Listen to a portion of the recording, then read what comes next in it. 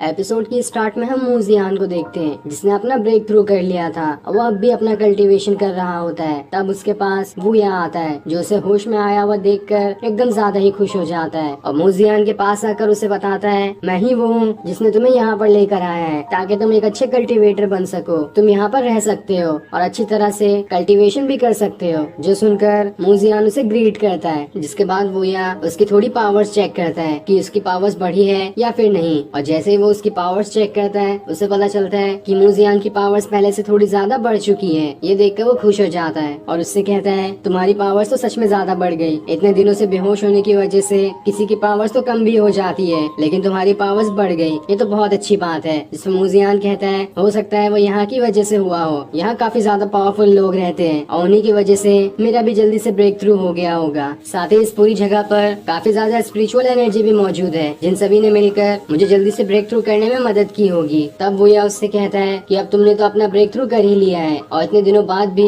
तुम्हारी पावर्स अब भी मौजूद थी, तो मुझे लगता है कि अब भी चांस है, तुम स्वॉर्ड इमॉर्टल बन सकते हो, बस थोड़ी और मेहनत की जरूरत है। इस पर मूजियान कहता है, मैं सारी चीजें करने के लिए तैयार हूँ, बस मुझे स्वॉर्ड इमॉर्टल बनना है। जिसके बाद वो मन में सोचने लगता है कि जब मैं 16 साल का था तभी से मार्शल आर्ट की दुनिया में आया था, लेकिन तब से मैं अभी तक सिर्फ एक ही लेवल पर अटका हुआ था और आज अचानक से मेरा ब्रेक थ्रू हो गया। मैंने मेहनत तो बहुत की थी लेकिन कभी कामयाब नहीं हुआ, पर आज देखो बस थोड़ी सी कल्टीवेशन के साथ ही मेरा ब्रेक थ्रू हो गया। उसके बाद वूया उससे कहता है, तुम्हारे फादर और मैं काफी अच्छे दोस्त हुआ करते थे, मैंने तुम्हें यहाँ पर लेकर आया है और यहाँ पर तुम्हें अपना डिसाइपल भी बनाया है, तो क्या तुम मेरे डिसाइपल बनना एक्सेप्ट करते हो? जिस पर मूजियान कहता है, मैं बिल्कुल इसे एक्सेप्ट करूंगा। ये सुनकर वूया कहता है, ये तो बहुत अच्छी बात है, तुम जरूर एक दिन पावरफुल इंसान बनकर दिखाओगे। तभी वहाँ पर मार्क भी आ जाती है जो मूजियान को होश में आया देखकर एकदम ज्यादा ही खुश हो जाती है और भागते हुए उसकी तरफ जाने लगती है। तो वहीं मूजियान भी भागते हुए मार्क की तरफ आने लगता है, जहाँ दोनों को इतनी खुशी हो रही थी कि उन्हें ऐसा लग रहा था कि वो किसी गार्डन में आ चुके हैं जहाँ पर चारों तरफ फूल ही फूल है। तब भागते हुए दोनों एक दूसरे के गले लग जाते हैं और उन्हें ऐसा देखकर वो फीमेल मास्टर वहाँ से दूर चले जाते हैं। तब उनके जाने के बाद मार्क और मूजियान दोबारा से गले लग जाते हैं,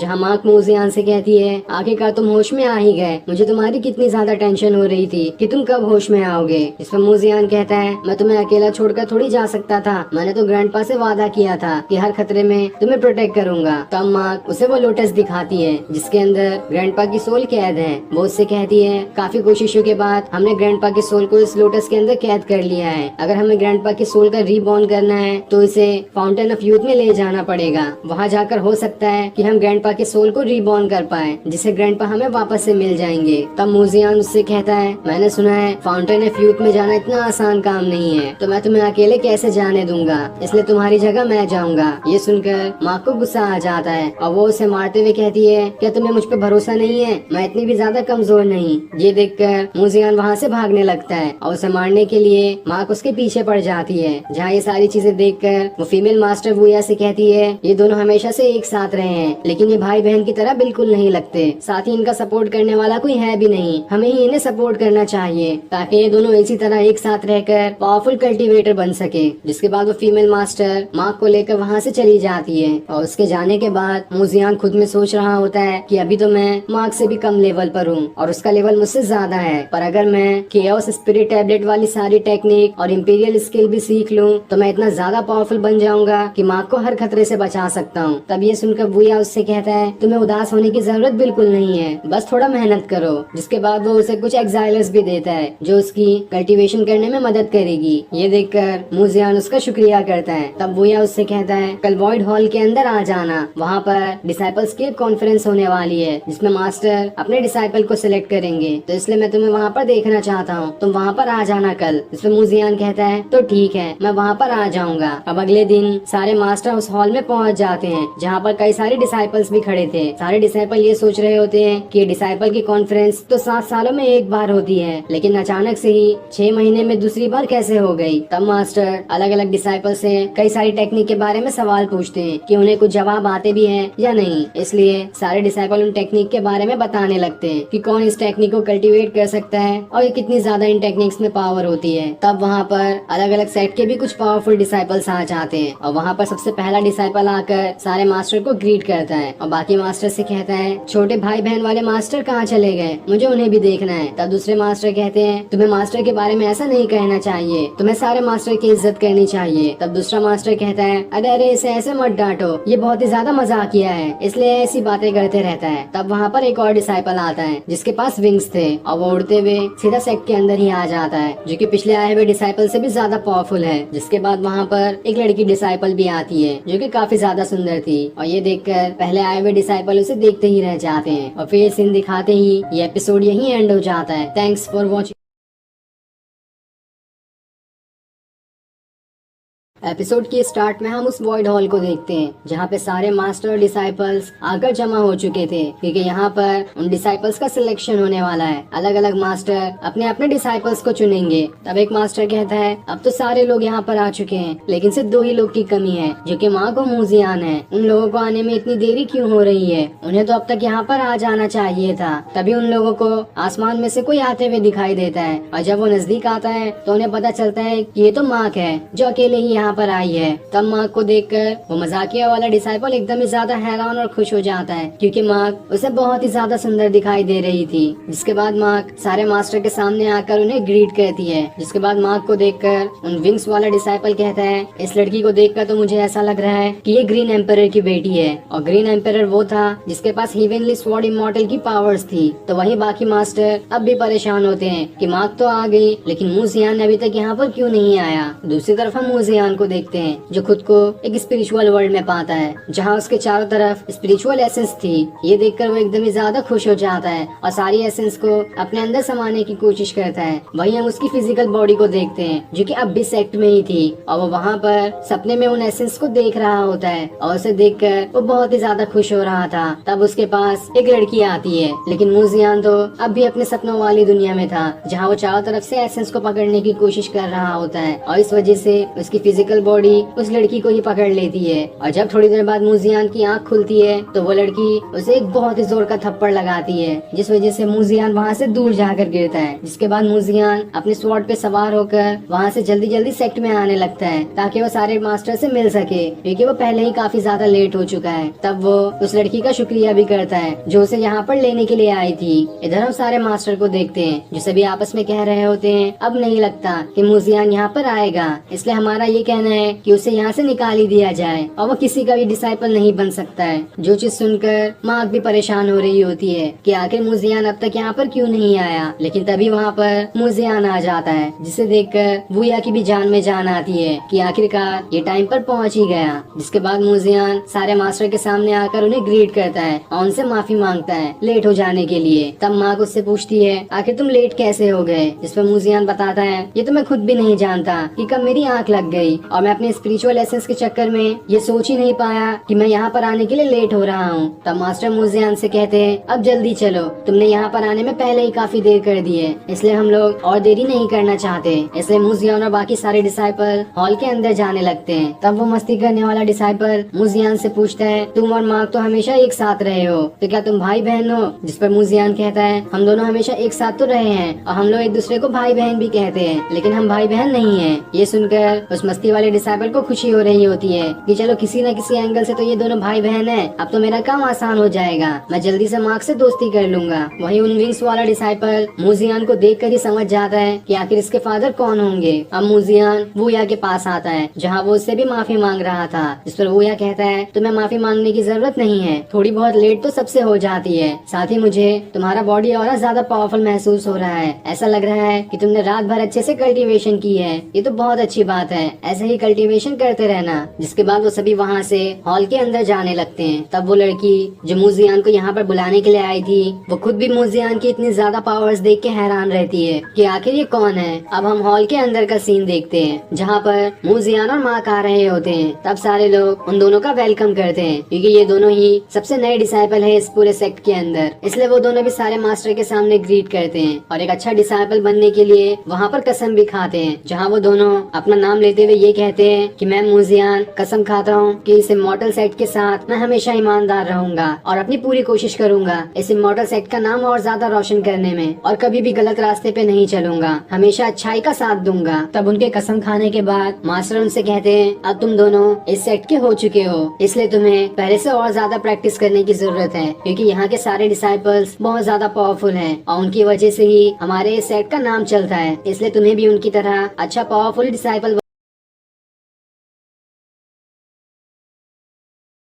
करना पड़ेगा ताकि हमारे सेक्ट का नाम हमेशा ऐसे ही रोशन रहे। जिस पर मुजियान और मार्क हाँ में जवाब देते हैं और उन दोनों के इस सेक्ट में आने की वजह से वो मास्टर उन दोनों को एक एक आर्मर देते हैं जो कि एक गिफ्ट है उन दोनों को ऑफिशियली इस सेक्ट का हिस्सा बनने के लिए। ये देखकर वो दोनों खुश हो जाते हैं और मास्टर का शुक्रिया भी करते हैं। वहीं ये चीज देखकर वो विंग वाला डिसाइपल उस मस्ती वाले डिसाइपल से कहता है ये सेक्ट इन दोनों पे कुछ ज्यादा ही मेहरबान नहीं हो रहा। पहले भी कितने सारे डिसाइपल्स यहाँ पर आए हैं लेकिन उन्हें तो कोई भी गिफ्ट नहीं मिला, तो आखिर इन्हें ये सब क्यों दिया जा रहा है। लेकिन वो मस्ती वाला डिसाइपल कहता है तुम्हें इसकी टेंशन लेने की जरूरत नहीं है क्योंकि ये आर्मर उतना ज्यादा भी पावरफुल नहीं है, बस नॉर्मली है, इसलिए इन्हें ये लेने दो। अब वहाँ पर वूया आता है जो मुजियान से कहता है आज से तुम मेरे अंडर में रहोगे और मैं ही तुम्हें हर चीज सिखाऊंगा, बिल्कुल एक टीचर की तरह। और एक टीचर होने के नाते मैं तुम्हें भी कुछ देना चाहता हूँ। जिसके बाद वो वहाँ पर एक बैज लेकर आता है और उस बैज को मुजियान को दे देता है जो देखकर मुजियान खुश हो जाता है। लेकिन इससे बाकी मास्टर खुश नहीं होते बल्कि वो और ज्यादा ही गुस्सा हो जाते हैं क्योंकि ये बैज किसी नए आए हुए डिसाइपल को नहीं दिया जा सकता है। जो डिसाइपल पहले से बहुत ज्यादा मेहनत करते रहे और एक अच्छा कल्टीवेटर बन जाए तभी उसे ये बैज दिया जाता है। तो आखिर वूया ने इतनी जल्दी मुजियान को ये बैज क्यों दे दिया। जिस पर वूया कहता है मुझे पूरी उम्मीद है कि मुजियान एक अच्छा कल्टीवेटर बनकर दिखाएगा, साथ ही वो पहले से ही एक अच्छा कल्टीवेटर भी है, इसलिए मैंने उसे ये बैज दिया है। और अगर मुझे एक तो क्या अगर हजारों लाइफ मिले तो मैं हर लाइफ में सिर्फ एक ही को अपना डिसाइपल बनाना चाहता हूँ और वो इंसान सिर्फ मुजियान ही होगा। लेकिन सारे मास्टर वूया से कहते हैं आखिर इस सेट की इज्जत इस बच्चे के हाथ में कैसे दी जा सकती है, कुछ भी गड़बड़ हुई तो हमारे सेट का नाम तो पूरी तरह से बदनाम हो जाएगा। लेकिन वूया किसी की भी बात को सुनने के लिए तैयार नहीं था, उसने जो अपना फैसला कर दिया है वो उसी पे अटल होता है। वहीं इस चीज से मुजियान एकदम ही ज्यादा खुश होता है कि वूया उसके ऊपर कितना भरोसा करता है और वो केओस गैदरिंग स्पिरिट का भी शुक्रिया कर रहा होता है कि अगर वो उसके साथ नहीं होता तो आज वो इतनी जल्दी अपना कल्टीवेशन नहीं कर पाता और उसे ये बैच भी कभी नहीं मिलता। तभी एक मास्टर गुस्से में कहता है ऐसा बिल्कुल नहीं हो सकता, मैं मुजियान को बैच देने के लिए बिल्कुल खिलाफ हूँ। और उसकी शक्ल देखकर ऐसा लग रहा था कि वो तो फाइट पर उतर जाएगा। और फिर ये सीन दिखाते ही ये एपिसोड यहीं एंड हो जाता है। Thanks for watching. एपिसोड की स्टार्ट में हम उस हॉल को देखते हैं जहाँ पर मुजियान और मार्क आए होते हैं और वहाँ पर सारे मास्टर भी जमा थे जिनके बीच वूया ने मुजियान को अपना बैच दे दिया था। ये देखकर सारे के सारे मास्टर एकदम गुस्सा होते हैं कि आखिर मुजियान तो नया नया यहाँ पर आया है और इतनी जल्दी इसे बैच देना सही नहीं है। ये तो पूरे इस सेट की इज्जत का सवाल है क्योंकि ये बैच सिर्फ पावरफुल इंसान को दिया जाता है। लेकिन अभी तो मुजियान सिर्फ रिफाइनिंग लेवल के फर्स्ट रैंक पर है, तो आखिर इसे वूया ने कैसे वो बैच दे दिया। तब एक मास्टर वूया से कहता है ये पूरे इस सेट की इज्जत का सवाल है, तो आखिर हम तुम्हें कैसे ये डिसाइड करने दे दें, अपना फैसला वापस लो और मुजियान से वो बैच भी वापस कर लो। तो वही दूसरा डिसाइपल मुजियान से कहता है तुम रिफाइनिंग लेवल के फर्स्ट रैंक वाले डिसाइपल हमारे सेट की क्या इज्जत बचाओगे, तुम तो सच में बिल्कुल वेस्ट हो, मैं तुम्हारे बैच लेने के फैसले से बिल्कुल खिलाफ हूँ। ये सुनकर वूया को गुस्सा आ जाता है और वो अपनी पावर्स एक्टिवेट करते हुए सभी से कहता है आखिर तुम सबको मेरे सामने बोलने का हक किसने दिया, मैंने जो फैसला ले लिया है मैं उसी पे कायम रहूंगा और किसी के अंदर हिम्मत नहीं है कि मेरे इस फैसले को बदल कर दिखाए। ये सुनकर वो मास्टर गुस्सा हो जाता है जो मुजियान को वेस्ट कह रहा था। तब ये देखकर मार्क उसका मजाक उड़ाना शुरू कर देती है। तब एक मास्टर वूया को आकर समझाते हुए कहता है ये इस पूरे सेट की इज्जत और बेइज्जती का सवाल है, इसलिए तुम थोड़ा शांत हो जाओ और शांति से इसका फैसला करो। गुस्सा करने से कुछ नहीं होगा बल्कि गुस्सा करने से बातें और बिगड़ जाएगी। तब वूया उससे कहता है मुजियान के फादर मेरे अच्छे दोस्त हुआ करते थे लेकिन मैं उनकी कभी मदद नहीं कर पाया और ये मुजियान तो उनका इकलौता ही बेटा है, इसलिए जितनी हो सके मैं मुजियान की उतनी मदद करूंगा और इसके लिए मुझे कोई रोक भी नहीं सकता। देखता हूँ किसके अंदर हिम्मत है जो मेरे फैसले के सामने आकर खड़ा हो सकता है। मैं अपनी पूरी जान लगा दूंगा कि मुजियान को इतना पावरफुल बना दूं कि पूरे सेक्ट में उसके जैसा पावरफुल इंसान कोई भी नहीं होगा। तब एक दूसरा मास्टर वूया से कहता है तुमने नए आए हुए डिसाइपल को ये बैच दे दिया है तो बाकी डिसाइपल इसके बारे में क्या सोचेंगे, उनमें तो झगड़ा भी हो सकता है कि जब वो इतने सालों से मेहनत कर रहे हैं उन्हें बैच नहीं मिला तो आखिर पहले दिन ही आए मुजियान को वो बैच कैसे मिल गया। इसलिए मेरी सलाह है कि हमें इमॉर्टल स्वॉर्ड कॉन्फ्रेंस का इंतजार करना चाहिए और जब वहाँ पर एक अच्छा कंपटीशन बाकी डिसाइपल के बीच में होगा तब देखा जाएगा और जो उसमें जीतेगा उसे ये बैच दिया जाएगा। और उसी कॉन्फ्रेंस में हम ये भी देख सकते हैं कि मुजियान के पास कितनी पावर्स है। अगर वो सच में इस बैच को लेने के लायक होगा तो वो उस कॉन्फ्रेंस में जीत जाएगा और वहाँ के सारे डिसाइपल को हरा देगा तभी इसे पूरी इज्जत के साथ वो बैच दे दिया जाएगा और इस चीज की वजह से बाकी डिसाइपल में झगड़ा भी नहीं होगा। तब ये सुनकर बाकी सारे डिसाइपल कहते हैं ये फैसला तो बिल्कुल सही है, हमें इसी फैसले पर कायम रहना चाहिए। मूजियान को कंपटीशन लड़ाया जाए, अगर वो कंपटीशन जीत जाता है तो वो बैच बिल्कुल हक के साथ रख सकता है और इससे किसी को परेशानी भी नहीं होगी। तब वो सारे लोग मूजियान से पूछते हैं तुम्हारा क्या फैसला है इस चीज पर। लेकिन वूया कहता है मैंने पहले ही बता दिया है कि जब तक मेरी सांसें रहेगी मैं सिर्फ एक ही को अपना डिसाइपल बनाऊंगा जो कि मूजियान होगा और मैं उसे किसी परेशानी में नहीं देख सकता, इसलिए मुझे किसी कंपटीशन की जरूरत नहीं है। मैंने सीधा उसे बैच दिया है तो वैसे ही वो बैच उसके पास रहेगा। लेकिन तब बाकी डिसाइपल और ज्यादा गुस्सा होने लगते हैं कि आखिर इस वूया का तो दिमाग ही खराब हो गया है और मूजियान को भी बुरा भला कहना शुरू कर देते हैं। तब वूया को इतना ज्यादा गुस्सा आ जाता है कि वो सीधा अपनी स्वॉर्ड ही निकाल लेता है ताकि सभी के ऊपर अटैक कर सके। लेकिन बाकी मास्टर के काफी ज्यादा समझाने पर वूया अपना गुस्सा शांत कर लेता है। अब इतना झगड़ा देखकर मूजियान खुद आगे आता है और सभी से कहता है मेरे मास्टर ने मुझे इस सेक्ट में लेकर आया और अपना डिसाइपल भी बनाया, यही मेरे लिए बहुत है। मैं मानता हूँ कि मेरे फादर स्वॉर्ड इमॉर्टल थे लेकिन मुझे उनकी तरह बनने के लिए किसी की मदद नहीं चाहिए, ना ही किसी बैच का सहारा भी चाहिए। मैं खुद की मेहनत की मदद से एक पावरफुल डिसाइपल बनकर दिखाऊंगा जिस वजह से मेरे मास्टर की इज्जत और ज्यादा बढ़ जाएगी और किसी के अंदर हिम्मत नहीं होगी कि वो उनके सामने दोबारा कोई सवाल उठा सके। तब बाकी मास्टर उसकी ये बात सुनकर कहते हैं तुम्हें किसी की मदद नहीं चाहिए, कैसी बात करते हो, तुमने तो 10 साल प्रैक्टिस की और तुम अभी सिर्फ रिफाइनिंग लेवल के फर्स्ट रैंक पर ही हो। हम लोगों को तो तुम्हारी बच्चों से भी ज्यादा देखभाल करनी पड़ेगी तभी जाकर तुम एक अच्छे पावरफुल कल्टीवेटर बन पाओगे, वरना तो तुम्हारे पास कोई चांस ही नहीं है। तब मूजियान कहता है मैं मानता हूँ कि मैं रिफाइनिंग लेवल के फर्स्ट रैंक पर ही हूँ लेकिन मैंने आज ही रात को अपना सेकंड रैंक पूरा किया है और अब मैं रिफाइनिंग लेवल के सेकंड रैंक पर हूँ। तब ये देखकर बाकी सारे मास्टर एकदम हैरान हो जाते हैं कि आखिर मूजियान के अंदर कितनी ज्यादा हिम्मत है। तब एक मास्टर मूजियान से कहता है तो ठीक है, उस मार्शल आर्ट कंपटीशन के लिए तैयार हो जाओ। उस कंपटीशन में 9 स्टेट के अलग अलग इमॉर्टल यहाँ पर आके जमा होंगे और जो भी उन सभी में से जीतेगा उसे ये बैच दिया जाएगा। अगर तुम हमारे सेक्ट की और अपने मास्टर की इज्जत बचाना चाहते हो तो तुम्हें उस कंपटीशन में जीतना ही होगा। लेकिन मुझे नहीं लगता कि तुम उस कंपटीशन को जीत पाओगे और हमारे सेक्ट की इज्जत बर्बाद कर दोगे। ये सुनकर वूया को और ज्यादा गुस्सा आने लगता है लेकिन वो भी अपना गुस्सा शांत किए होता है। तो मूजियान सभी से कहता है तो ठीक है, देख लेना, मैं उस कंपटीशन में हिस्सा भी लूंगा और उसे जीत कर भी दिखाऊंगा जिसके बाद मेरे मास्टर की इज्जत और ज्यादा बढ़ जाएगी और तब मैं पूरे हक के साथ उनसे अपना बैच वापस ले सकता हूँ। तब उसकी ऐसी बातें भी सुनकर बाकी मास्टर हंसने लगते हैं कि ये किसी काम का इंसान नहीं और बातें देखो कितनी बड़ी बड़ी करता है। लेकिन तब मूजियान मार्क के साथ वहाँ से जाने लगता है और उसे जाते हुए देखकर एक मास्टर कहता है ये और स्वॉर्ड इमॉर्टल कॉन्फ्रेंस में हिस्सा लेगा, देखता हूँ मैं ये कैसे कर पाता है ये। अब मूजियान एक जगह बैठा होता है तब उसके पास वूया आता है जो उससे कहता है मैं अभी कुछ जरूरी काम से जा रहा हूँ, जब तक तुम्हारी देखभाल किंग यू करेगी और मैं इस बात से बहुत खुश हूँ कि तुमने कितनी शांति से उन मास्टर के सवालों का जवाब दिया था और तुम्हें उनकी बातों का जरा भी गुस्सा नहीं आया। तो मुझे पूरी उम्मीद है कि तुम एक दिन अच्छे पावरफुल कल्टीवेटर बनकर दिखाओगे और मेरी इस उम्मीद को कभी मत तोड़ना। इस पर मूजियान कहता है आपको टेंशन लेने की जरूरत नहीं है, मैं आपकी उम्मीदों पे खरा उतरूंगा। जिसके बाद वूया वहाँ से चला जाता है। अब मूजियान किंग यू के एकदम करीब आ जाता है जिसे देखकर किंग यू शर्मा रही होती है कि आखिर मूजियान यहाँ पर क्या करने आया है। तब मूजियान उसे एक स्पिरिट पिल देता है जिसे देते हुए कहता है इसे खा लेना, इससे तुम्हारी कल्टीवेशन और ज्यादा बढ़ जाएगी और मुझे तुम्हारी किसी और काम के लिए जरूरत नहीं है, बस मेरे खाने पीने का ध्यान रखना और मेरे लिए अच्छे से अच्छा खाना बनाना। जो सुनकर किंग यू खुश हो जाती है और उसके लिए अच्छा खाना बनाने के लिए चली जाती है। अब मूजियान एक जगह पर आकर अपना कल्टीवेशन कर रहा होता है ताकि वो रिफाइनिंग लेवल से हटकर स्पिरिट गैदरिंग लेवल पर पहुंच जाए ताकि उसके पास भी कोई पावरफुल स्पिरिट होगी। तब थोड़ी देर कल्टीवेशन करने के बाद वो ये महसूस करता है कि अभी की कल्टीवेशन पावर पहले से कहीं ज्यादा है और इस तरह से कल्टीवेशन करके मैं जल्दी से पावरफुल कल्टीवेटर बन सकता हूँ। तभी वहाँ पर मार्क आ जाती है जिसने उसके लिए एक स्पिरिट बॉटल लाई थी जिसे पीने के बाद मूजियान का कल्टीवेशन और जल्दी जल्दी बढ़ सकता है। तभी वहाँ पर किंग यू भी आ जाती है जो मूजियान के लिए खाना लेकर आई थी। तब मार्क और किंग यू एक दूसरे को देखकर एकदम ज्यादा गुस्सा हो जाते हैं कि आखिर तुम हो कौन और यहाँ पर मूजियान के साथ क्या कर रही हो। ये देखकर मूजियान वहाँ से चला जाता है क्योंकि वो किसी की तरफ भी अपनी साइड नहीं लेना चाहता था ताकि किसी में और ज्यादा झगड़ा ना बढ़ जाए। तब वो दोनों लोग मूजियान को अपनी खास चीज बनाकर देते हैं ताकि जो चीज अच्छी लगेगी मूजियान को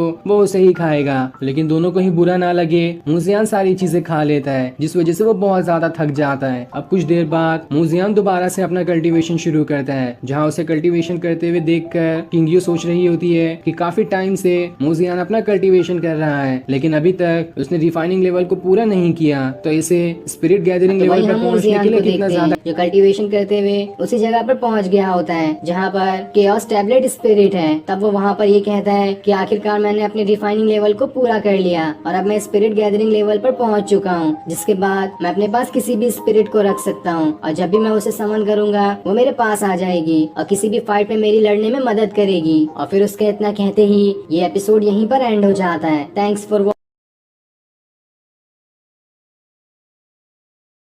एपिसोड की स्टार्ट में हम मूजियान को देखते हैं जो अपना कल्टीवेशन कर रहा होता है और उसे कल्टीवेशन करते हुए अब तक के 4 महीने हो चुके हैं और इन 4 महीनों में वो स्पिरिट गैदरिंग लेवल पर पहुंच चुका है। इसलिए वो एक स्पिरिट को समन करने की कोशिश करता है। वहाँ पर के सारे टैबलेट में से एक टैबलेट के अंदर से एक स्पिरिट बाहर निकल कर आती है जो कि वही क्वीनलान एम्पायर की थी जिसकी स्वॉर्ड मूजियान के पास है। और जैसे वो स्पिरिट सामने आती है वो अपनी स्वॉर्ड को एक्टिवेट कर लेती है, जिस वजह से वो स्वॉर्ड बहुत ही बड़ी हो जाती है और उसके बहुत सारे छोटे छोटे डुप्लीकेट्स भी बन जाते हैं जो सभी मिलकर मूजियान और उस स्पिरिट गैदरिंग टैबलेट को घेरे होते हैं। और फिर वो बड़ी वाली स्वॉर्ड बाकी सारी छोटी छोटी स्वॉर्ड को अपने अंदर ही समा लेती है और फिर वो बड़ी स्वॉर्ड मूजियान के चारों तरफ गोल गोल घूमना शुरू हो जाती है, जिसे ऐसे घूमते हुए देखकर मूजियान खुद से कहता है 4 महीने की प्रैक्टिस के बाद आखिरकार मैंने क्वीनलान लैंड टेक्निक को सीख ही लिया, जिसके बाद वो स्वॉर्ड वाली पावर्स सीधा मूजियान के अंदर ही समा जाती है। अब मूजियान अगली टेक्निक को इस्तेमाल करने की कोशिश करता है ताकि वो उसे भी सीख सके और ये वाली टेक्निक तान्युन वैली होती है, जिस टेक्निक को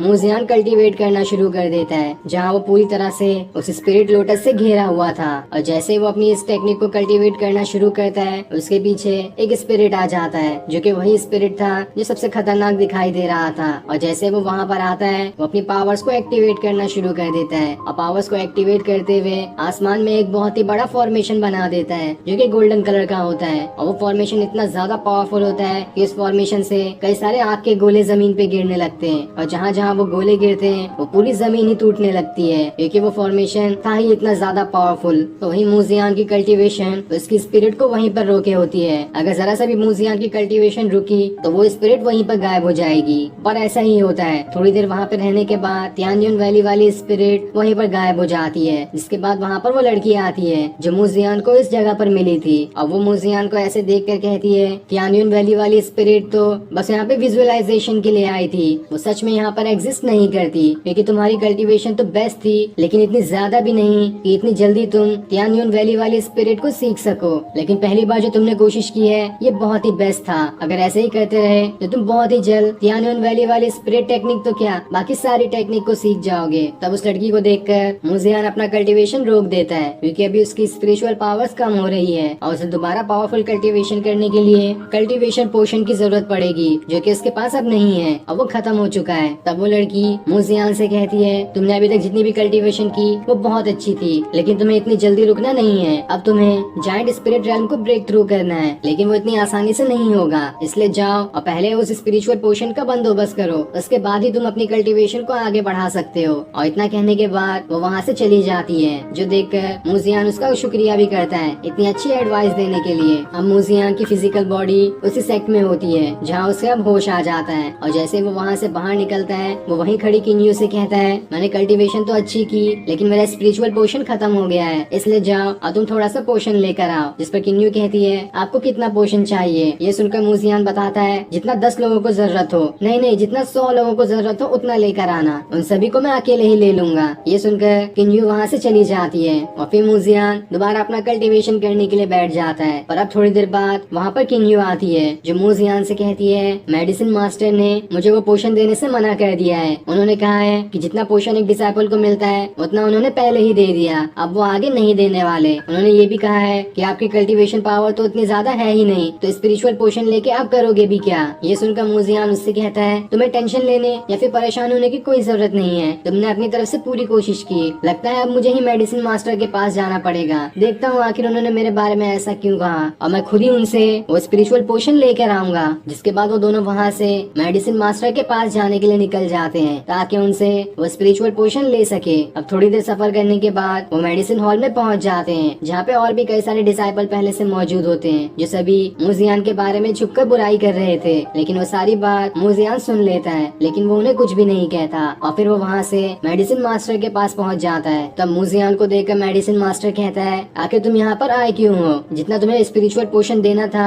वो मैं पहले ही दे चुका हूँ। अब मेरे पास और कोई पोशन तुम्हारे लिए नहीं है, इसलिए वापस चले जाओ। तब ये सुनकर मूजियान उससे कहता है, मैं आपसे रिक्वेस्ट करता हूँ कि आप मुझे कुछ स्पिरिचुअल पोशन एडवांस में दे दें, मैं बाद में आपको इसके सारे पैसे चुका दूंगा। ये सुनकर मेडिसिन मास्टर कहता है, ये कैसा बेहुदा मजाक है? आज तक के किसी ने भी एडवांस में स्पिरिचुअल पोशन नहीं लिया तो आखिर तुम कैसे उसे मांग सकते हो? अगर मैंने तुम्हें एडवांस में दे दिया तो मेरी यहाँ की नौकरी ही चली जाएगी, इसलिए मैं तुम्हें एडवांस में कुछ भी नहीं दे सकता। तब मूजियान अपना एक स्पिरिट स्टोन निकालता है जिसे दिखाते हुए कहता है, मैं ये देता हूँ, इसके बदले आप मुझे थोड़ा सा स्पिरिचुअल पोशन तो दे ही सकते हैं। तब ये देखकर मेडिसिन मास्टर कहता है, तुम तो मुझे रिश्वत दे रहे हो, क्या सारे डिसाइपल ऐसा ही करते हैं? मैंने तो नहीं सुना था कि कोई भी डिसाइपल ऐसे रिश्वत देने का काम करता है। अगर ऐसा ही रहा तो अगर किसी ने तुम्हारे बारे में जान लिया कि तुम रिश्वत देते हो तो तुम्हारी तो बेइज्जती हो जाएगी और तुम्हारे साथ साथ तुम्हारे मास्टर की भी। साथ ही अगर यहाँ पर तुम्हारे मास्टर खुद चल कर आए तब भी मैं तुम्हें एडवांस में कोई भी स्पिरिचुअल पोशन नहीं दूंगा। आखिर मैं तुम्हारे लिए अपना रूल क्यों तोड़ूं? तुम लगते कौन हो मेरे? तब मूजियान एक के बजाय 3 स्पिरिट स्टोन देने लगता है ताकि इसके बदले उसे थोड़ा सा स्पिरिचुअल पोशन मिल जाए। तब 3 स्पिरिट स्टोन देखकर बाकी सारे डिसाइपल कहते हैं, ये तो सबसे आम चीज है इस सेक्ट में, इसे आखिर ये क्यों बेचने आया है? इसकी वैल्यू ही कितनी होगी? ये सुनकर किन्यू को गुस्सा आ रहा होता है तो वहीं वो मेडिसिन मास्टर मूजियान से कहता है, अगर तुम मुझे 3 स्पिरिट स्टोन देते हो तो मैं थोड़े से प्लांट का आधा हिस्सा तुम्हें देने के लिए तैयार हूँ, जिससे बहुत थोड़ा स्पिरिचुअल पोशन बन जाएगा। तब ये देखकर किन्यू सामने अपनी स्वॉर्ड रख देती है और उसे अपनी स्वॉर्ड दिखाते हुए कहती है, ये तुम मेरी स्वॉर्ड रख लो और जितना मूजियान चाहता है उसे इतना स्पिरिचुअल पोशन दे दो। लेकिन तब ये देखकर मूजियान उसकी स्वॉर्ड उसे वापस कर देता है और उससे कहता है, अभी भी उस स्वॉर्ड कॉन्फ्रेंस के लिए 2 महीने बाकी है, मैं इन 2 महीनों में कैसे भी स्पिरिचुअल पोशन का बंदोबस्त कर लूंगा, इसलिए तुम्हें ऐसी चीजें करने की जरूरत नहीं है। जिसके बाद वो वहाँ से चला जाता है। अब जैसे वो दोनों आगे बढ़ रहे होते हैं कुछ बदमाश लोग किन्यू को पकड़ लेते हैं और उससे कहते हैं, तुम्हें तो इतनी ज्यादा पावरफुल टेक्निक आती थी लेकिन तब भी तुम्हें इस बेकार से मूजियान का नौकर बना दिया गया। अगर तुम चाहो तो मैं मास्टर से बात कर कर तुम्हें खुद का नौकर बनवा सकता हूँ, जिससे तुम एक पावरफुल इंसान की नौकर बनकर रहोगी, इससे तुम्हें अच्छा भी लगेगा। ये सुनकर किन्यू को गुस्सा आ जाता है और वो लड़ने के लिए अपनी स्वॉर्ड निकाल लेती है। तब ये देखकर वो बदमाश लोग मूजियान से कहते हैं, तुम तो किसी काम के इंसान नहीं हो, तुम्हारे सामने तुम्हारी नौकर अपनी स्वॉर्ड निकाल रही है लेकिन तुम्हारे अंदर इतनी भी हिम्मत नहीं कि तुम खुद अपनी स्वॉर्ड निकाल कर हमसे फाइट करके दिखाओ। मैंने तो तुम्हारे फादर के बारे में सुना था कि वो तो अच्छे पावरफुल इंसान थे, तो तुम इतने कमजोर कैसे निकले? क्या तुम सच में उन्हीं के बेटे हो या फिर कुछ और ही बात है? ये सुनकर मूजियान के गुस्से का ठिकाना ही नहीं रहता और वो अपनी पूरी पावर्स एक्टिवेट करते हुए उन लोगों से लड़ने के लिए तैयार हो जाता है और फिर ये सीन दिखाते ही ये एपिसोड यहीं एंड हो जाता है। Thanks for watching. एपिसोड के स्टार्ट में हम मूजियान को देखते हैं जो किन्यू के साथ वहाँ से जा रहा होता है, लेकिन तभी उसे कुछ लोग घेर लेते हैं जो किन्यू का मजाक उड़ाने लगते हैं और उसे बचाने के चक्कर में वो लोग मूजियान से ही झगड़ा करने लग जाते हैं, जहाँ उन्होंने मूजियान के फादर को भी काफी बुरा भला कहा था। इसलिए मूजियान को बहुत ज्यादा गुस्सा आ जाता है। तब उसे गुस्से में देखकर वो लोग उससे कहते हैं, अरे अरे मुझे तो तुमसे डर लग गया, हमें माफ कर दो, हम यहाँ से जा रहे हैं। जिसके बाद वो वहीं पर हंसना शुरू कर देते हैं और फिर दोबारा मूजियान से कहते हैं, तुम्हें क्या लगता है कि तुम्हारे जैसे बच्चे से हम डर जाएंगे? ऐसा कभी नहीं हो सकता। तुम्हारे जैसे 10 भी आ जाए तब भी हम आसानी से तुम्हें संभाल लेंगे। अगर तुम्हारे अंदर हिम्मत है तो हमसे लड़कर दिखाओ, हम भी देखना चाहते हैं कि तुम आखिर क्या कर सकते हो। तब मूजियान कहता है, तुमने मेरे फादर को बुरा भला कहा इसलिए मैं तुम्हें नहीं छोड़ूंगा। तब वो लोग हंसते हुए कहते हैं, आखिर तुम्हारी हिम्मत कैसे हुई हमारे ऊपर सवाल उठाने की? तुम जानते भी हो उसका अंजाम क्या होगा, तुम जिंदा ही नहीं बचोगे। लेकिन तब भी मूजियान उससे लड़ने के लिए तैयार होता है। लेकिन तब वहाँ पर किन्यू आ जाती है जो उससे कहती है, ऐसे लोगों से पंगा नहीं लेना चाहिए, ये हमें बाद में भी आकर परेशान कर सकते हैं, इसलिए यहाँ से चलना ही बेहतर होगा। लेकिन मूजियान कहता है, कोई मेरे फादर के बारे में बुरा भला कहे और उसे मैं ऐसे ही जाने दूं,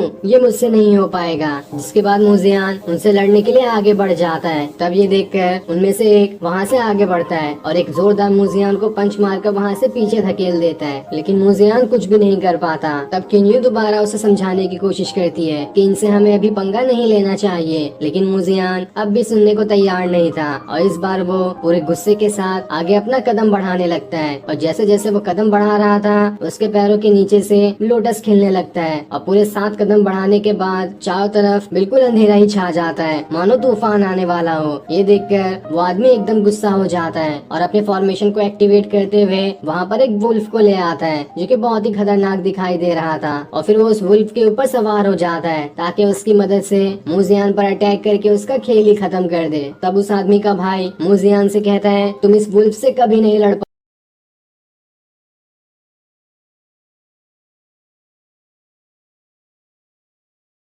पाओगे, तुम जानते भी नहीं कि ये कितना खतरनाक है। इस पूरे सेक्ट में मेरा भाई ही ऐसा है जिसके पास इतना खतरनाक वुल्फ है, बाकी किसी के पास भी ये नहीं है। तो तुम्हें क्या लगता है कि तुम इसे हरा दोगे? तब वो वुल्फ एक जोरदार अटैक मूजियान पे कर देता है, जो अटैक पूरी तरह से बर्फ से बना हुआ था, लेकिन उस अटैक से मूजियान आसानी से बच जाता है। ये देखकर वुल्फ पे खड़ा हुआ आदमी एकदम गुस्सा हो जाता है कि आखिर ये बच कैसे गया, अब इसे मजा चखाता हूँ। जिसके बाद वो आसपास की स्नो पावर्स को जमा करना शुरू कर देता है ताकि उन सभी की मदद से मूजियान के ऊपर अटैक कर सके। लेकिन तब मूजियान अपने लोटस पे सवार होकर वहाँ से हवा में उड़ जाता है और चारों तरफ जमीन पे 7 लोटस के फूल खिला देता है, जो कि इतने ज्यादा पावरफुल होते हैं कि वो सारे के सारे बर्फ के तूफान को रोक लेते हैं। जो देखकर वो आदमी भी दंग रह जाता है कि आखिर इसने इतनी आसानी से मेरे बर्फ के तूफान को कैसे रोक दिया। जिसके बाद मूजियान अपनी पावर्स को एक्टिवेट करना शुरू कर देता है और उसकी मदद से एक खतरनाक ऑरा वाला अटैक उस आदमी पे कर देता है, लेकिन इससे वो बच जाता है। तब मूजियान वहाँ पर अपना एक फॉर्मेशन बनाता है और उस फॉर्मेशन के अंदर से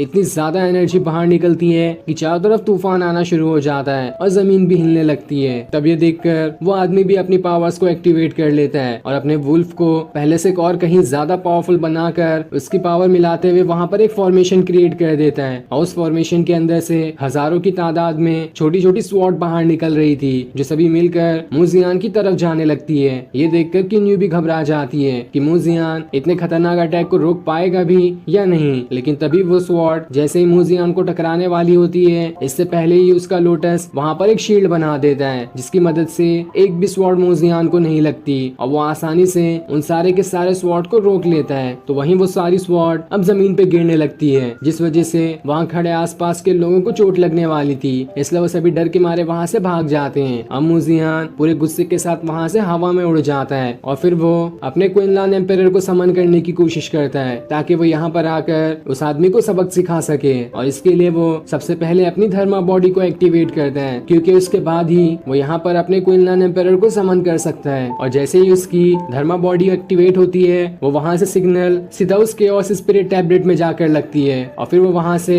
क्वीनलैंड एम्पायर सीधा मूजियान के पास ही पहुँच जाता है, जो अपनी स्वॉर्ड के साथ यहाँ पर आया था। ये देखकर सभी लोग एकदम हैरान हो जाते हैं और फिर क्वीनलैंड एम्पायर अपनी पावर की मदद से अपनी स्वॉर्ड को बहुत ज्यादा बड़ा कर लेता है और वो इतनी बड़ी हो जाती है कि पूरे इलाके को ही कवर कर लेती है। ये देखकर वो आदमी अपनी पावर्स को एक्टिवेट करते हुए कई सारी स्वॉर्ड को उस बड़ी वाली स्वॉर्ड की तरफ भेज देता है ताकि वो उसे रोक सके। लेकिन उसकी सारी की सारी स्वॉर्ड जैसे ही उस बड़ी स्वॉर्ड से टकराती है, वो वहाँ से दूर हटते जाती है और फिर देखते ही देखते वो स्वॉर्ड उस आदमी के बिल्कुल करीब आ चुकी थी। ये देखकर वो आदमी घबरा जाता है, लेकिन जब तक वो वहाँ से भागता, इससे पहले ही वो स्वॉर्ड वाला अटैक उसे लग जाता है, जिस वजह से वो आदमी अपने वुल्फ के साथ वहाँ से बहुत दूर जाकर गिरता है और अब उसे काफी गहरी चोट भी आ चुकी थी। ये देखकर उसका दूसरा वाला भाई भी घबरा जाता है कि आखिर मेरे भाई को क्या हो गया। साथ ही सारे लोग ये देखकर हैरान थे कि मूजियान इतनी जल्दी इतना पावरफुल कैसे बन सकता है, और वो सभी ये भी सोच रहे थे कि इसने तो अभी सिर्फ क्वीनलैंड एम्पायर को ही समन किया है, लेकिन अगर ये बाकी सारी स्पिरिट को जमा कर लेगा तो आखिर ये कितना ज्यादा पावरफुल बन जाएगा,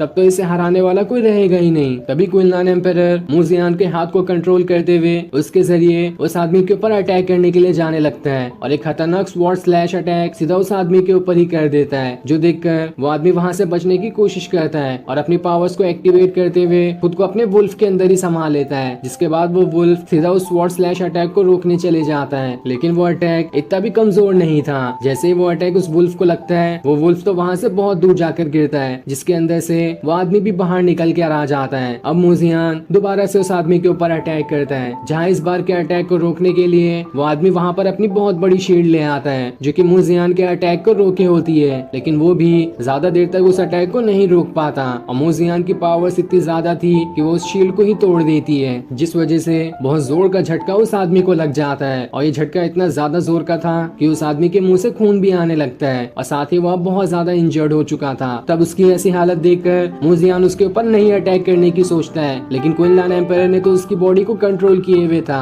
वो उसकी मदद से सीधा वहाँ से उस आदमी के ऊपर अटैक करने के लिए चले जाता है ताकि उस आदमी को खत्म कर सके। मूजियान अब भी उसके अटैक को रोकने की कोशिश कर रहा होता है क्योंकि वो आदमी पहले से ही बहुत ज्यादा इंजर्ड है और वो शायद ही दोबारा लड़ पाएगा, लेकिन क्विनलैंड एम्पायर उसकी बात नहीं सुनता और जैसे ही वो उसके ऊपर मूजियान को अटैक करने के लिए भेजता है, ये सीन दिखाते ही ये एपिसोड यहीं पर एंड हो जाता है। Thanks for watching.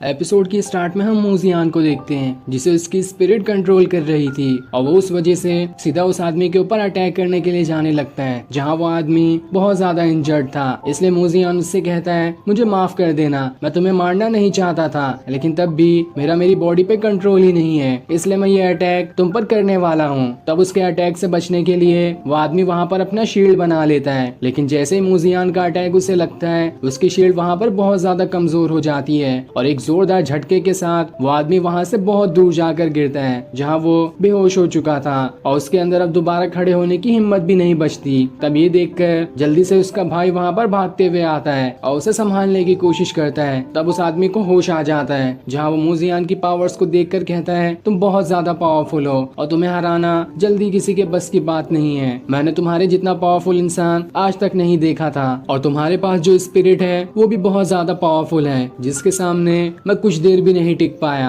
जिसके बाद मूजियान अपनी स्पिरिट को वापस भेज देता है और फिर वो आदमी इतना ज्यादा इंजर्ड हो चुका था कि वहीं पर बेहोश हो जाता है। ये देखकर उसका भाई एकदम घबरा जाता है कि आखिर मेरे भाई को क्या हो गया। जिसके बाद वो पूरे गुस्से के साथ मूजियान से कहता है आखिर तुम हो कौन, कोई गॉड हो क्या, तुम्हारे पास इतनी पावर्स कैसे आई, पर चाहे कुछ भी हो देख लेना मैं तुम्हें हरा कर ही रहूंगा और तुमसे अपने भाई का बदला लूंगा। लेकिन तब मूजियान अपनी स्वॉर्ड निकाल कर उसकी तरफ बढ़ना शुरू कर देता है और उससे कहता है तुम मुझे क्या सिखाओगे, बल्कि मैं तुम्हें आज सिखाता हूँ कि तुमने मेरे फादर के बारे में कैसी बुरी बात कही थी, उसके लिए मुझे तुमसे माफी चाहिए। मेरे ही सेक्ट के डिसाइपल होके दूसरे डिसाइपल के बारे में ऐसी बातें करना अच्छी बात नहीं है, इसलिए मैं तुमसे माफी मंगवा कर ही रहूंगा। तुम मेरे फादर को जानते भी नहीं हो, वो एक स्वॉर्ड फेरी थे और स्वॉर्ड फेरी उन्हें कहा जाता है जिन्होंने कई बार इमॉर्टल और डीमन से फाइट की हो और उसमें जीता भी हो। तो तुम्हारी आखिर हिम्मत कैसे हुई मेरे फादर के बारे में ऐसी बातें करने की, इसलिए मैं तुमसे माफी मंगवा कर ही रहूंगा। तब ये देखकर वो आदमी वहाँ से पीछे खसकने लगता है क्योंकि वो मूजियान से काफी ज्यादा डर रहा था। तब वो उससे कहता है तुम नहीं जानते मेरे मास्टर को,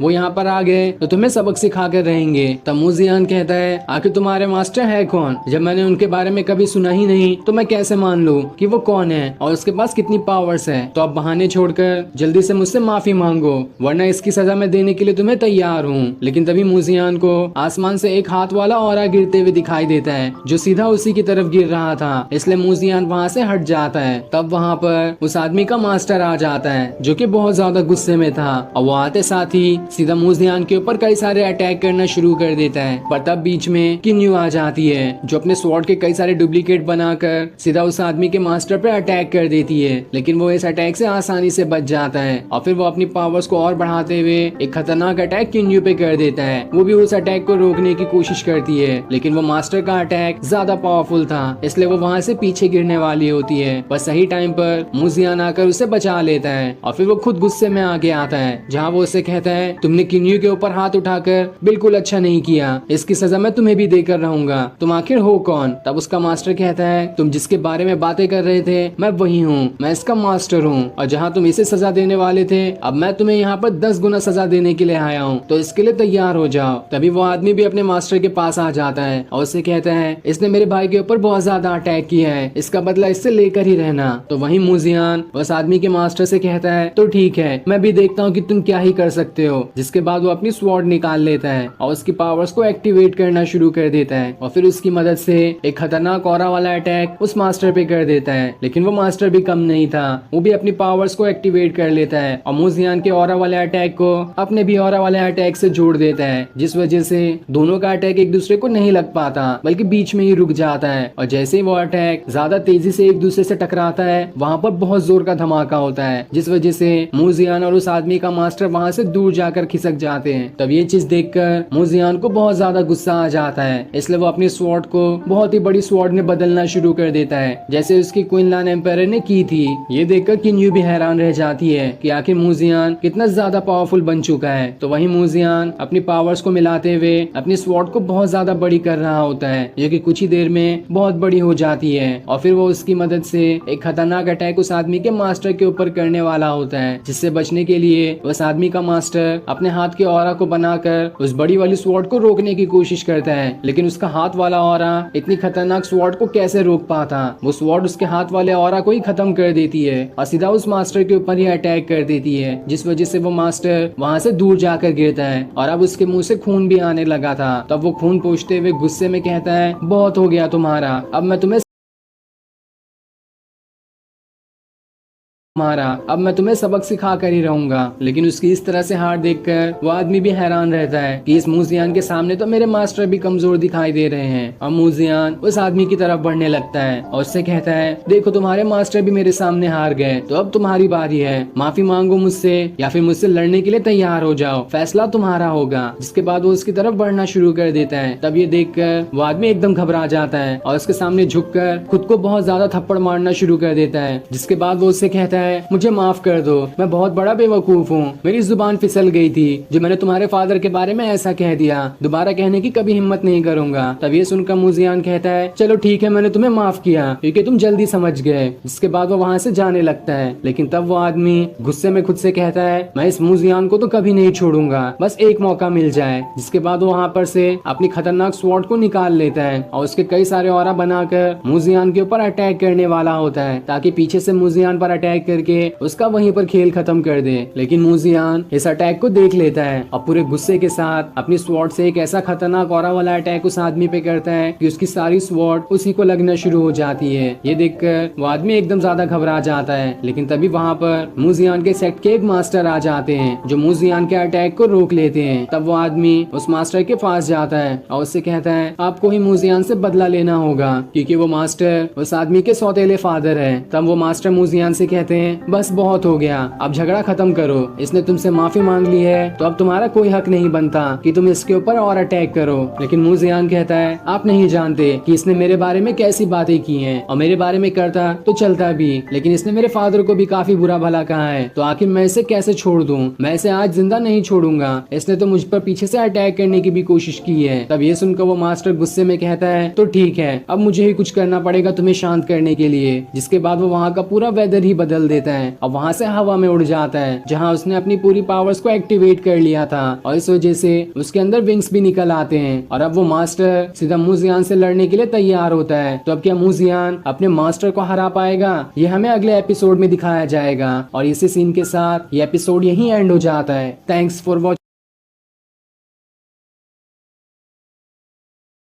एपिसोड के स्टार्ट में हम उस मास्टर को देखते हैं जो अपनी पूरी पावर्स को एक्टिवेट कर लेता है, और वो पूरी पावर्स एक्टिवेट करने के बाद वहाँ से हवा में उड़ जाता है। साथ ही उस मास्टर का नाम डोंग होता है, और उसके अंदर से इतनी ज्यादा पावर्स निकल रही थी कि चारों तरफ से बिजलियां गिरना शुरू हो जाती है। ये देखकर सभी इधर उधर भागना शुरू कर देते हैं। और तब डोंग अपने एक स्पिरिचुअल बर्ड को वहाँ पर समन कर लेता है, जो कि बहुत ही बड़ा गोल्डन ईगल होता है। ये देखकर मूजियान उससे कहता है, आप भले ही कितने पावरफुल क्यों ना हो, लेकिन मैं आपसे मुकाबला कर ही रहूंगा। तब ये सुनकर डोंग को गुस्सा आ जाता है और वो अपने हाथ का ऑरा बनाकर उसे मूजियान की तरफ ही फेंक देता है, ताकि वो उसके चपेट में आकर मूजियान वहीं पर मारा जाए। लेकिन मूजियान भी कम नहीं था। वो खुद से कहता है, मैं एक स्वॉर्ड फेरी का बेटा आज अपने मास्टर से फाइट करने जा रहा हूँ, इसलिए नहीं कि मुझे अपनी मास्टर की इज्जत नहीं है, बल्कि इसलिए कि अगर मैं सही हूँ तो मुझे कोई भी गलत नहीं ठहरा सकता। जिसके बाद वो अपनी पावर्स को एक्टिवेट करना शुरू कर देता है और अपनी स्वॉर्ड को सीधा उस हाथ वाले ऑरा के पास भेज देता है, ताकि उसे रोक सके। और अपनी स्वॉर्ड को वहां भेजकर वो अपनी पावर्स को और ज्यादा बढ़ाना शुरू कर देता है, ताकि उसकी स्वॉर्ड इतनी ज्यादा पावरफुल बन जाए कि वो वहां से उस ऑरा वाले हाथ को खत्म ही कर दे। लेकिन उसकी इतनी पावर्स भी देखकर उस हाथ वाले ऑरा का कुछ भी नहीं होता, और इस चीज से डोंग भी हंस रहा होता है कि ये तो किसी काम का नहीं है, ये क्या मेरे अटैक को संभालेगा। तो वही मूजियान अपने एक लोटस को भी समन कर लेता है और उसकी मदद से उस हाथ वाले ऑरा को वहां से पीछे भेज रहा होता है, ताकि वो सीधे दोबारा डोंग के पास ही पहुंच जाए। है, लेकिन इसमें बहुत ज्यादा एनर्जी लगने वाली थी, पर मूजियान के पास उतनी ज्यादा एनर्जी नहीं होती, इसलिए वो हाथ वाला ऑरा वहाँ से हिल ही नहीं पाता। तब डोंग उससे कहता है, तुम तो अभी सिर्फ QI ट्रेनिंग पर ही हो, और तुम्हें क्या लगता है कि तुम इतने खतरनाक हाथ वाले ऑरा को रोक दोगे? ये तुम्हारे बस की बात बिल्कुल नहीं है। मैं तो अभी तुम्हारे सामने अपने हाथ का ऑरा ही भेज रहा हूँ, अगर जरूरत पड़ी तो अपने मैं स्पिरिचुअल बर्ड को भी भेज दूंगा, तो उससे तुम क्या बच पाओगे। पर पहले मैं ये देखना चाहता हूँ कि तुम मेरे हाथ को भी रोक पाते हो या नहीं। अगर तुम उसी में मारे गए तो मुझे मेरे स्पिरिचुअल बर्ड को तकलीफ देने की जरूरत ही नहीं पड़ेगी। इधर मूजियान अपनी पूरी ताकत लगाए हुए उस हाथ वाले ऑरा को रोकने की कोशिश करता है, जहाँ उसकी बहुत ज्यादा ताकत इस्तेमाल हो रही होती है, और वो कैसे भी करके उस हाथ वाले ऑरा को रोकना चाहता है, लेकिन अब भी कोई फायदा नहीं होता। वो हाथ वाला ऑरा तो वहाँ से हिलता भी नहीं, बल्कि धीरे धीरे अब भी मूजियान की तरफ ही बढ़ रहा होता है। तब इस चीज को देखकर डोंग सोचने लगता है कि इसका बहुत हो गया, अभी इसे मजा चखाता हूँ। जिसके बाद वो अपनी पावर्स को एक्टिवेट करते हुए पूरी ताकत के साथ अपनी मुट्ठी बंद कर लेता है, और उसकी मुट्ठी बंद करते ही उसके हाथ वाले ऑरा की पावर्स और ज्यादा 3-4 गुना बढ़ जाती है, और ये अब इतनी ज्यादा हो चुकी थी कि मूजियान के बस की बात ही नहीं है कि वो अब उस हाथ वाले ऑरा को रोक सके। और वो हाथ वाला ऑरा उसके स्वॉर्ड को वहाँ से हटाकर दूर फेंक देता है, और उसके साथ साथ ही मूजियान भी वहाँ से नीचे गिर जाता है, क्योंकि इतने दिन की ट्रेनिंग से मूजियान थोड़ा पावरफुल तो बना है, लेकिन इतना भी ज्यादा नहीं कि वो किसी मास्टर को ही हरा दे। और नीचे गिरने के बाद उसे काफी गहरी चोट लग जाती है, जिस वजह से उसके मुंह से बहुत ज्यादा खून आने लगता है, लेकिन अब भी वो हिम्मत नहीं हारता। वो अपनी स्वॉर्ड को उठाकर एक स्वॉर्ड चॉप अटैक उस पे करने की कोशिश करता है, लेकिन अब उसके अंदर इतनी पावर्स ही नहीं बची थी कि वो अपनी स्वॉर्ड को दूर से उठाकर अपने हाथ में ला सके। वो उसे उठाने की काफी कोशिश करता है, लेकिन उसकी ताकत जवाब दे जाती है, इसलिए वो अपनी स्वॉर्ड को भी नहीं उठा पाता। और वो अपनी स्वॉर्ड नहीं उठा पाएगा तो डोंग से किस तरह से फाइट कर पाएगा। जिसके बाद वो खुद से ही कहना शुरू कर देता है कि मेरी पावर्स अभी बहुत कम है, शायद मैंने गलती कर दी डोंग से झगड़ा करके, मुझे पहले पावरफुल बनना चाहिए था, क्योंकि मैं अभी इस काबिल नहीं बना कि मास्टर को ही हरा सकूं। पर देख लेना, एक दिन वो जरूर आएगा जिस दिन मैं इस डोंग को हरा कर ही रहूंगा, पर उसके लिए मुझे जान तोड़ मेहनत की जरूरत है। तब इस चीज से डोंग हंसना शुरू कर देता है कि मूजियान तो किसी काम का इंसान नहीं है। जिसके बाद वो अपने स्पिरिचुअल बर्ड की मदद से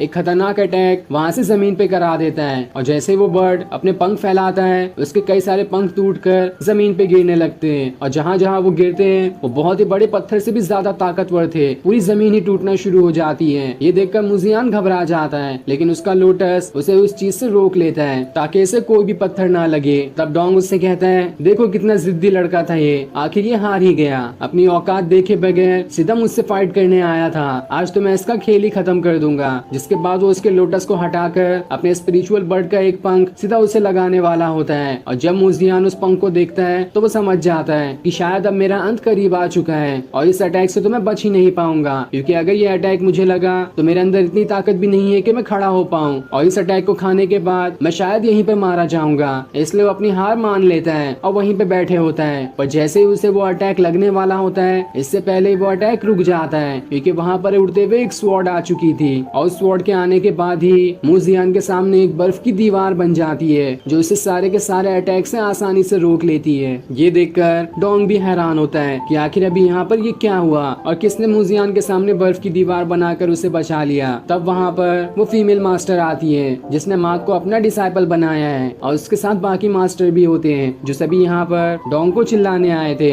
वो सभी उससे कहते हैं, आखिर तुम्हारी हिम्मत कैसे हुई इस नए आए हुए डिसाइपल से फाइट करने की? तुम्हें क्या लगता है कि तुम इतने बड़े मास्टर और इस नए डिसाइपल से हार जाओगे? ऐसा नहीं हो सकता है। पर तब भी तुमने जानबूझ के इससे फाइट की ताकि अपना बदला निकाल सको, ये बिल्कुल रूल के खिलाफ है, तुम्हें इससे फाइट नहीं करनी चाहिए थी। जिसके बाद सभी मूजियान के पास आकर उसे संभालते हैं, और अगर आज ये दोनों नहीं आए होते तो शायद मूजियान का खेल यहीं पर खत्म हो जाता, क्योंकि डोंग तो बहुत ही ज्यादा गुस्से में था। तब मूजियान उन दोनों से कहता है, आपको यहाँ पर नहीं आना चाहिए था, क्योंकि यहाँ पर तो रियल शो चल रहा था। आज के दिन या मैं हार जाता या मैं अपने मास्टर को हरा देता। लेकिन वो दोनों उससे कहते हैं, बकवास बातें मन करो, तुम्हारे अंदर अभी इतनी पावर्स नहीं है कि तुम मास्टर को हरा सको। तभी वहाँ पर किन्यू मार्क को भी ले आती है, जो दोनों मूजियान की ऐसी हालत देखकर एकदम उदास हो जाते हैं कि आखिर मूजियान को क्या हो गया। जिसके बाद वो सभी मिलकर दोबारा से डोंग को चिल्लाना शुरू कर देते हैं कि आखिर ये तो बिल्कुल नया डिसाइपल है, और तुमने इससे फाइट करने की हिम्मत कैसे की? साथ ही मार्क भी उसे बहुत ज्यादा चिल्लाना शुरू कर देती है कि आपको एक मास्टर होकर किसी भी डिसाइपल की इज्जत करनी चाहिए, अगर आपको इज्जत करना नहीं आता तो किस काम के आप मास्टर हुए? ये सुनकर डोंग को गुस्सा आने लगता है, और वो उससे कहता है, ये सारी चीजें मुझे नहीं बल्कि इस मूजियान को समझाओ, उसे क्या जरूरत थी मुझसे मुझसे फाइट करने की। जोश तो उसे ही चढ़ा था जब वो जानता था कि मुझसे फाइट नहीं कर पाएगा तो खुद ही उड़ते हुए मेरे पास आया फाइट करने के लिए। तो आखिर मैं उसे क्यों ना सबक सिखा कर रहूं। जिसके बाद वो गुस्से में अपने सौतेले बेटे को वहाँ से लेकर चला जाता है। अब सभी मूजियान के पास आते हैं जहाँ वो मास्टर उसकी पावर्स देख कर कहते हैं, मुझे लगता है कि पिछले 4 महीनों में मूजियान QI ट्रेनिंग के फर्स्ट लेवल से सीधा 9th लेवल पर पहुंच चुका है और ये चीज इतनी जल्दी नहीं होती है। मुझे लगता है कि मूजियान ने अपनी बॉडी पे काफी ज्यादा प्रेशर डाला है तभी वो इतनी जल्दी 9 लेवल पर पहुंच गया। पर जल्दी जल्दी कल्टीवेशन करना हमेशा फायदेमंद साबित नहीं होता, इससे बॉडी को बहुत ज्यादा नुकसान होता है और यही वजह थी कि मूजियान इतनी जल्दी कमजोर पड़ गया। तब मार्क मूजियान से कहती है, मुझे तुम पर भरोसा है, चाहे दुनिया कुछ भी कहे, मैं तुम पे भरोसा करती हूँ कि तुम एक दिन सबसे ज्यादा पावरफुल कल्टीवेटर बनकर दिखाओगे। और फिर उसके इतना कहते ही ये एपिसोड यहीं पर एंड हो जाता है। Thanks for watching. एपिसोड की स्टार्ट में हम कॉन्फ्रेंस हॉल को देखते हैं जहाँ पर सारे डिसाइपल और मास्टर आकर जमा हुए होते हैं क्योंकि यहाँ पर एक मीटिंग होने वाली है और इसमें ये देखा फाइट हुई थी उसमें किसकी कितनी गलती थी और जिसकी गलती होगी उस हिसाब से उसे सजा भी दी जाएगी। और उस हॉल में डोंग और मूजियान भी आए होते हैं जहाँ सबसे पहले डोंग कहता है, मूजियान कल बाकी डिसाइपल को परेशान कर रहा था और उन्हें इतना परेशान कर रहा था कि इससे उनकी जान भी जा सकती थी, लेकिन सही टाइम पर मैं वहाँ पर पहुँच गया। अगर मैं वहाँ नहीं पहुँचा होता तो न जाने वो कितने डिसाइपल को मार दिया होता और उसी में मेरा सौतेला बेटा भी शामिल था जिस पर भी उसने हमला किया था, बस ये दिखाने के लिए कि आखिर वो कितना ज्यादा पावरफुल है। इसलिए मैं चाहता हूँ कि जो भी रूल है उस रूल के हिसाब से मूजियान को सजा दी जा सके ताकि वो दोबारा कभी भी ऐसी गलती करने के बारे में सोचे भी ना। लेकिन तब वो फीमेल मास्टर कहती है, मैं खाली तुम्हारी बात सुनकर मूजियान को कैसे सजा दे सकती हूँ, मुझे मूजियान की भी राय सुननी है, उसके बाद ही कोई फैसला किया जाएगा कि सजा किसे होनी चाहिए। ये सुनकर डोंग को गुस्सा आ रहा होता है। अब मूजियान आगे आता है और सभी को बताता है कि मैं काफी टाइम से कल्टीवेशन कर रहा था जिस वजह से मैंने एक स्पिरिट को समन भी कर लिया है, लेकिन बाकी स्पिरिट को समन करने के लिए मुझे और ज्यादा कल्टीवेशन हर्ब की जरूरत थी जिसे लेने के लिए मैं मेडिसिन हॉल गया था, लेकिन मुझे वो वहाँ से नहीं मिला। और जब मैं वहाँ से बाहर आ रहा था तभी डोंग के बेटे और उसके दोस्त ने मिलकर हमें घेर लिया और मेरे फादर के बारे में बुरा भला कहने लगा, इसलिए मैंने उससे फाइट की। लेकिन तब वहाँ पर मेडिसिन मास्टर आता है जो सभी से कहता है, मूजियान मेरे पास आया था मेडिसिन हर्ब लेने के लिए, लेकिन मैंने पहले ही उसे एक नॉर्मल डिसाइपल से ज्यादा हर्ब दे दिया था, लेकिन तब भी वो दोबारा मांगने के लिए मेरे पास आया, इसलिए मैंने उसे मना कर दिया क्योंकि किसी डिसाइपल को मैं रूल से ज्यादा हर्ब्स नहीं दे सकता, ये रूल के खिलाफ होगा। मैं सिर्फ रूल के हिसाब से ही चलता हूँ और जिस डिसाइपल को जितना हर्ब दिया जाता है उसे मैंने उतना ही दिया और ज्यादा ना देने पर मूजियान मुझे धमका कर चला गया कि चाहे कुछ भी हो जाए मैं कैसे भी करके वो कल्टीवेशन हर्ब लेकर ही रहूंगा। तब ये सुनकर डोंग सभी से कहता है, देखो इस मूजियान को, इसे किसी की भी इज्जत करना नहीं आता तो आखिर इसे सजा क्यों नहीं दी जाए। लेकिन तब किन्यू आगे आती है जो सभी को बताती है, मूजियान दिन रात कल्टीवेशन करता है ताकि वो सारी की सारी स्पिरिट को कल्टीवेट कर सके, और अगर कोई इतनी ज्यादा कल्टीवेशन करता है तो उसे एक्स्ट्रा मेडिसिन हर्ब की जरूरत ही पड़ेगी।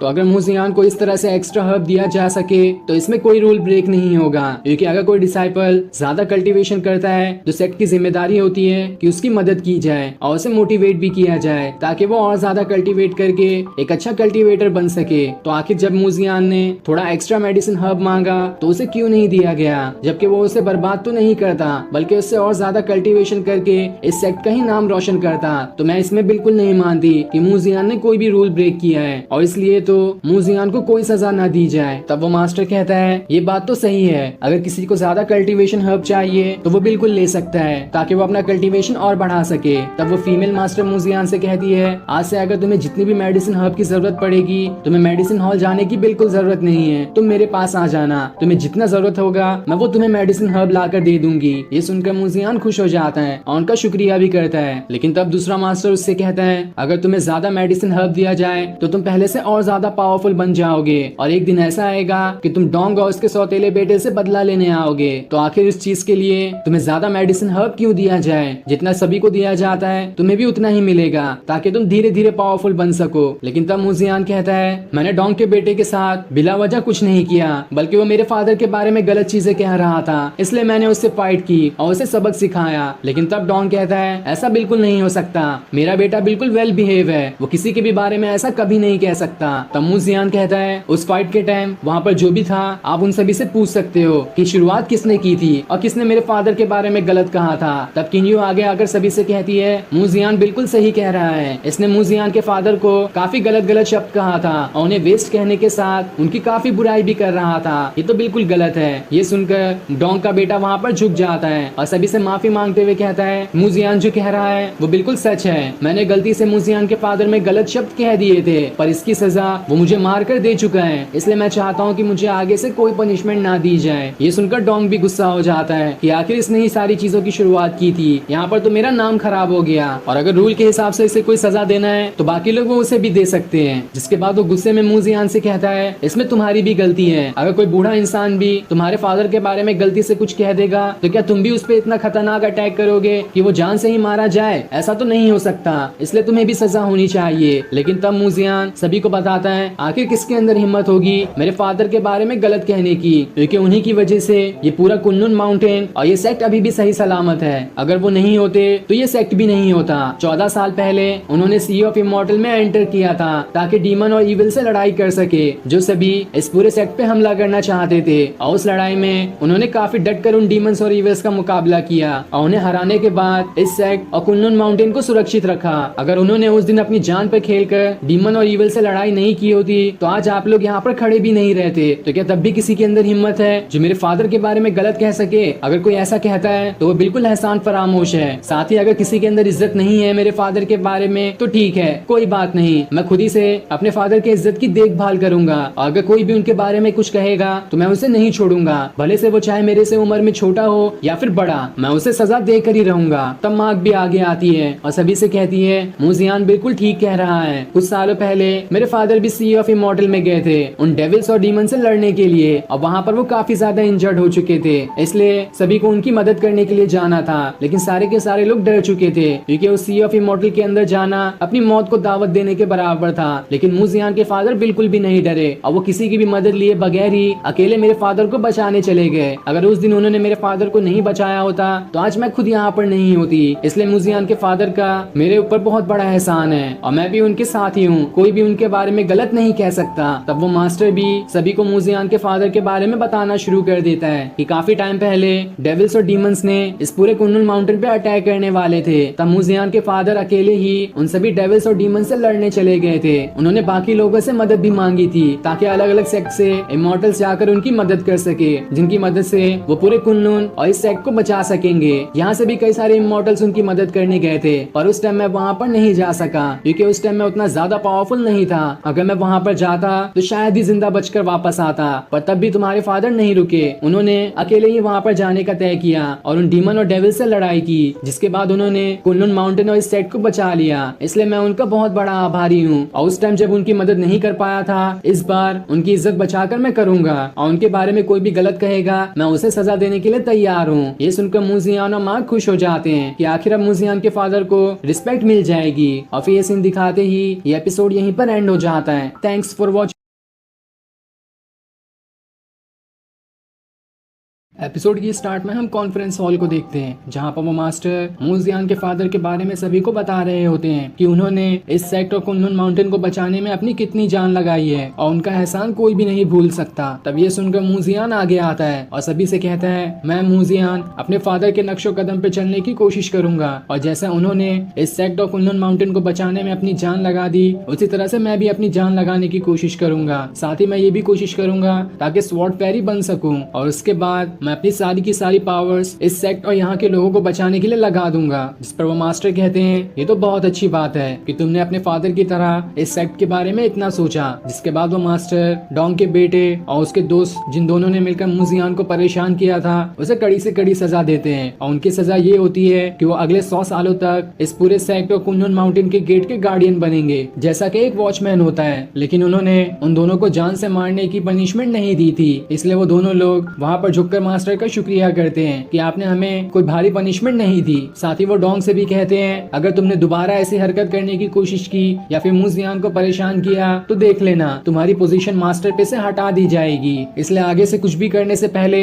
10 बार सोच लेना। ये सुनकर डोंग एकदम हैरान हो जाता है कि आखिर मुझे इतनी बड़ी धमकी, लेकिन वो उस मास्टर के सामने कुछ कह भी नहीं सकता था, इसलिए वो चुपचाप इस चीज को सुन लेता है। साथ ही वो मास्टर सारे लोगों से कहते हैं अगर आज के बाद किसी ने भी स्वॉर्ड फेरी या फिर मुजियान के फादर के बारे में कुछ कुछ कहने की कोशिश की तो अभी जो सजा दी है उससे 1000 गुना ज्यादा भारी सजा दूंगा। इसलिए कोई भी मूजियान के फादर के बारे में कुछ कहने से पहले 1000 बार सोच ले, जिस पर सारे लोग मान जाते हैं कि वो आगे से मूजियान के फादर को कुछ भी नहीं कहेंगे। जिसके बाद वो मास्टर मूजियान के पास आकर कहता है तुम जितनी चाहो उतना कल्टीवेशन कर सकते हो और इसके लिए तुम्हें किसी भी चीज की जरूरत होगी तो वो मैं तुम्हें ला कर दूंगा। साथ ही मैं तुम्हें इमॉर्टल बनने की टेक्निक भी सिखाने की कोशिश करूंगा और उसके लिए जितनी भी रिसोर्स की रिक्वायरमेंट होगी वो सभी मैं पूरा करूंगा। इसके लिए तुम्हें टेंशन लेने की कभी जरूरत नहीं पड़ेगी और तुम जितनी चाहो उतनी कल्टीवेशन करके उतना ज्यादा पावरफुल बन सकते हो, बस तुम्हें अब मेहनत की जरूरत है। ये सुनकर डॉन का बेटा और उसका दोस्त एकदम गुस्सा हो जाते हैं कि आखिर हमें सजा मिली और मूजियान को तो इमॉर्टल बनने की टेक्निक भी मिलने वाली है। जिसके बाद मास्टर सभी को वहाँ से जाने कह देता है, इसलिए सारे लोग वहाँ से चले जाते हैं। लेकिन तब वो मास्टर मूजियान से एक और बात कहता है, मैंने तुम्हें छूट तो दी है कि तुम जितना चाहे उतना कल्टीवेशन कर सकते हो, लेकिन एक बात हमेशा याद रखना, पावरफुल उतना ही बनना जितना तुम्हें वो खुशी दे सके, वरना ज्यादा पावरफुल बनना भी सही नहीं होता, इससे पूरी दुनिया तुम्हारी दुश्मन बन जाएगी। जिस पर मूजियान हाँ में जवाब देता है। इधर हम एक मास्टर को देखते हैं जो अपने डिसाइपल के साथ फाइट कर रहा होता है, जहाँ वो उन्हें सिखाने के बजाय उन पर ही अपनी पावर्स का इस्तेमाल कर रहा होता है और उसके पास भी बिल्कुल डॉन की तरह ही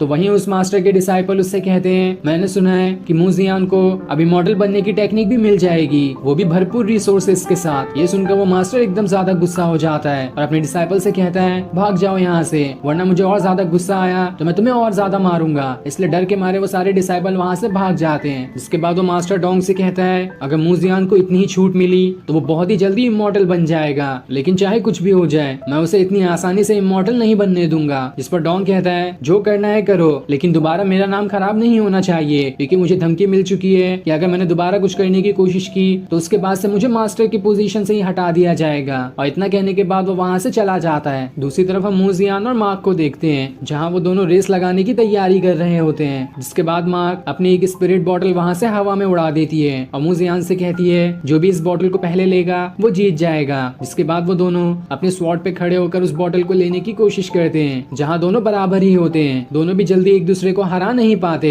लेकिन तब भी मार्क पहले उस बॉटल को ले लेती है, जिस वजह से वो ये रेस जीत जाती है। अब वो दोनों एक पहाड़ के ऊपर आके बैठ जाते हैं और वहाँ पर मार्क अपनी स्पिरिट बॉटल और बचे हुए स्पिरिट स्टोन मूजियान को दे देती है, ताकि वो जल्दी से अपना कल्टीवेशन कर सके। तब ये देखकर मूजियान उसके सर पे हाथ रखता है, जिस पर मार्क उससे कहती है, मैं तो अभी पोस्ट गोल्डन स्टेज पर हूँ और तब भी तुमने मेरे सर पे हाथ रखने की हिम्मत की, तुम्हारा लेवल तो अभी मुझसे कम है। जिस पर मूजियान कहता है, हाँ हाँ मुझे पता है कि तुम्हारी कल्टीवेशन जल्दी होती है। जिस पर मार्क कहती है, हाँ बिल्कुल तुमने सही कहा, मेरी कल्टीवेशन जल्दी होती है क्योंकि ये मेरी बॉडी की वजह से ही होता है। तुम्हें भी प्रैक्टिस करके पहले अपनी बॉडी को पावरफुल बनाना पड़ेगा और एक बार वो पावरफुल बन जाए तो तुम जल्दी जल्दी अपना भी कल्टीवेशन कर सकते हो, और ये चीज मेरे मास्टर ने मुझे बताई थी। जिस पर मूजियान कहता है, तुमने बिल्कुल ठीक कहा, मुझे भी जल्दी कल्टीवेशन करना होगा ताकि मैं इमॉर्टल बनने के बाद स्वॉर्ड फेरी भी बन सकूं और इससे मेरे फादर का नाम और ज्यादा रोशन हो जाएगा। तब मार्क उसे एक टेक्निक दिखाती है जो उसने अभी सीखी थी और उस टेक्निक के हिसाब से वो वहाँ पर एक लोटस को ले आती है। जिसके बाद उस लोटस की पावर्स सीधा उसकी बॉडी के अंदर ही चली जाती है और उसकी पावर्स जाने की वजह से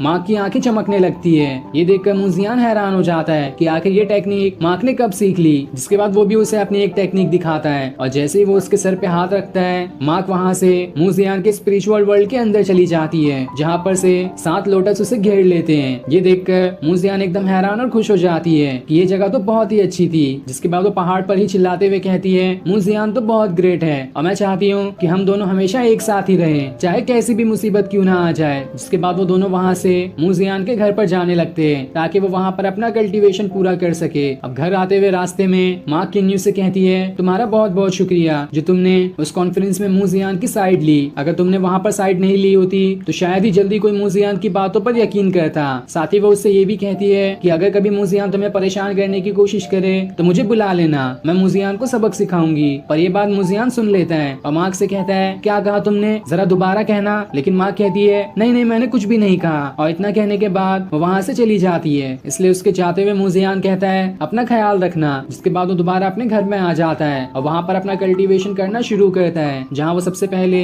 मार्क की दी हुई स्पिरिचुअल बॉटल की मदद से कल्टीवेशन को स्टार्ट करता है, जिस वजह से उस बॉटल से निकले हुए हर्ब्स उसके लोटस के अंदर समा जाते हैं और फिर वो वहाँ से सीधा केओस स्पिरिट टैबलेट के पास पहुंच जाता है। लेकिन अब यहाँ पर एक हैरानी की बात थी कि पहले जहाँ पर कम स्पिरिट बाहर निकली थी स्टोन से, अब ज्यादा स्पिरिट बाहर निकल गई होती है। लेकिन अब भी कुछ स्टोन बाकी होते हैं जिनमें से उनकी स्पिरिट बाहर नहीं निकली थी। ये देखकर मूजियान हैरान रहता है कि पहले तो यहाँ पर कम स्पिरिट्स थी, अभी ज्यादा कैसे हो गई। तब वहाँ पर उसकी गार्डियन लड़की आती है जो उससे कहती है ये तो तुम्हारी कल्टीवेशन की वजह से हो रहा है, तुम जितने पावरफुल बनते जाओगे उतने ही ये सारी स्पिरिट अपने स्टोन से बाहर निकलते रहेगी। लेकिन बची हुई स्पिरिट्स को बाहर निकालने के लिए अब भी काफी टाइम लगेगा, इसलिए तुम्हें और अच्छे से कल्टीवेशन करना है ताकि तुम बाकी स्पिरिट्स को भी बाहर निकाल कर उन सभी को कल्टीवेट कर सको। जिस पर मूजियान कहता है तो ठीक है, मैं अच्छे से अपना कल्टीवेशन करूंगा ताकि मैं सारी स्पिरिट्स को बाहर निकाल कर उन्हें कल्टीवेट कर सकूं। इसके बाद वो अपना कल्टीवेशन शुरू कर देता है और फिर ये सीन दिखाते ही ये एपिसोड यहीं पर एंड हो जाता है। Thanks for watching.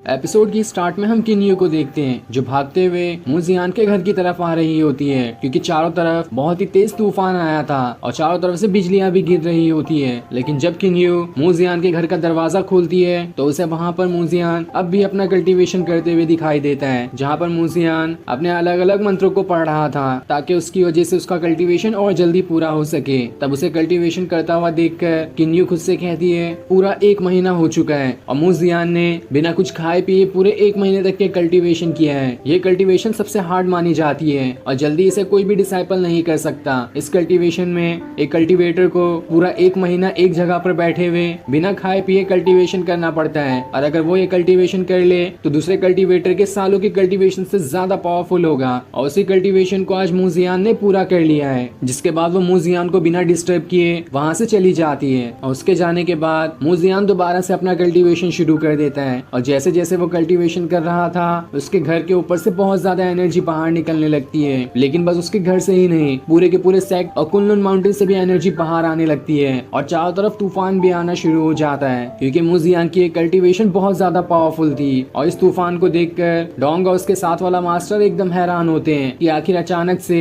इस सेक्ट में तूफान कैसे आ गया। क्या कोई गॉड हमारे सेक्ट में आ रहा है जिसके आने की वजह से इतना तूफान है या फिर कोई और ही वजह है। लेकिन दूसरा मास्टर कहता है देखो ये तूफान एक ही तरफ से आ रहा है, इसका मतलब साफ है कि वहाँ पर कोई होगा जिसकी वजह से ही ये तूफान आ रहा है। तो वही मूजियान जैसे जैसे अपनी कल्टीवेशन को बढ़ाता तूफान उतना ही ज्यादा तेज होने लगता है और इस वजह से बाकी सारे मास्टर भी हैरान रहते हैं कि आखिर ये तूफान कैसे आ रहा है, कौन इसका जिम्मेदार है, किसके अंदर इतनी पावर्स आ गई जो इतने बड़े तूफान को यहाँ पर ले आया है। ये जो भी होगा वो कोई मामूली इंसान तो नहीं होगा। लेकिन तभी तूफान के साथ सेक्ट के ऊपर केओस टैबलेट स्पिरिट आ जाता है जो कि आज तक के सिर्फ मूजियान की स्पिरिचुअल वर्ल्ड के अंदर ही था। लेकिन कल्टीवेशन करने के बाद मूजियान के अंदर अब इतनी पावर्स आ चुकी है कि वो पूरे के पूरे केओस स्पिरिट टैबलेट को ही अपने सेक्ट में ले आ चुका है। और जैसे ही सारे लोगों की नजर केओस टैबलेट स्पिरिट पे पड़ती है वो सभी एकदम दंग रह जाते हैं कि आखिर ये क्या चीज है और अचानक से यहाँ पर कैसे आ गई। और खाली डिसाइपल ही नहीं बल्कि मास्टर भी एकदम हैरान होते हैं कि आखिर ये कैसी चीज है और इसे यहाँ पर किसने लेकर आया, कहीं ये इस सेक्ट के लिए खतरा तो नहीं। तो वही मूजियान उस केओस टैबलेट स्पिरिट पे बैठे अभी तक अपना कल्टीवेशन कर रहा होता है, लेकिन उसे कोई भी देख नहीं पाता क्योंकि वो केओस टैबलेट स्पिरिट आसमान में बहुत ऊपर था और वहाँ से जमीन पे खड़े होकर मूजियान को देखना किसी के लिए भी इम्पॉसिबल है, इसलिए किसी को भी मूजियान नहीं दिखाई दे रहा। अब मूजियान का सारा स्पिरिचुअल ऑरा एक तरफ जमा होने लगता है और सारा का सारा ऑरा जमा होकर सीधा मूजियान के अंदर ही चले जाता है, जिस वजह से बाकी सारी की सारी स्पिरिट टैबलेट बाहर निकल कर आ जाती है और चारों तरफ से घूमना शुरू हो जाती है। तब उन टैबलेट्स को देखकर बाकी सारे मास्टर को समझ में आता है कि ये तो केओस टैबलेट स्पिरिट है जिसे आज तक पिछले 3000 सालों में किसी ने नहीं देखा। तो आखिर ये अचानक से यहाँ पे अपीयर कैसे हो गया, जरूर इसके पीछे कोई होगा जो कि बहुत ज्यादा पावरफुल है। दूसरी तरफ मार्क अपनी प्रैक्टिस कर रही होती है जहाँ वो अलग अलग स्वॉर्ड टेक्निक सीख रही थी। लेकिन तभी अचानक से मूजियान के कल्टीवेशन की वजह से वहाँ पर भी तूफान आ जाता है और इतनी जोरदार आवाज आ रही होती है कि मार्क उसे संभाल ही नहीं पाती। लेकिन तब उसकी मास्टर उसके सामने एक शील्ड बना देती है ताकि वो किसी आवाज और तूफान से उसे कोई फर्क ना पड़े। दूसरी तरफ मूजियान उस बेल को समन कर लेता है जो कि उसकी एक स्पिरिट की है और जैसे वो उस बेल को समन करता है वहाँ पर वो स्पिरिट भी आ जाती है जो सीधा मूजियान के पीछे आकर खड़ी हो जाती है। तब वो स्पिरिट जोर से आवाज लगाकर कहता है क्या कोई है मुझसे लड़ने के लिए, मैं यहाँ पर उससे लड़ने के लिए तैयार हूँ, अगर किसी के अंदर हिम्मत है तो आकर मुझसे लड़के दिखाए। इधर मूजियान एकदम ज्यादा हैरान और खुश होता है कि उसकी 1 महीना कड़ी मेहनत काम आई और अब उसका कल्टीवेशन पहले से कहीं ज्यादा बढ़ चुका है, जिसकी मदद से मैं अपने स्पिरिट को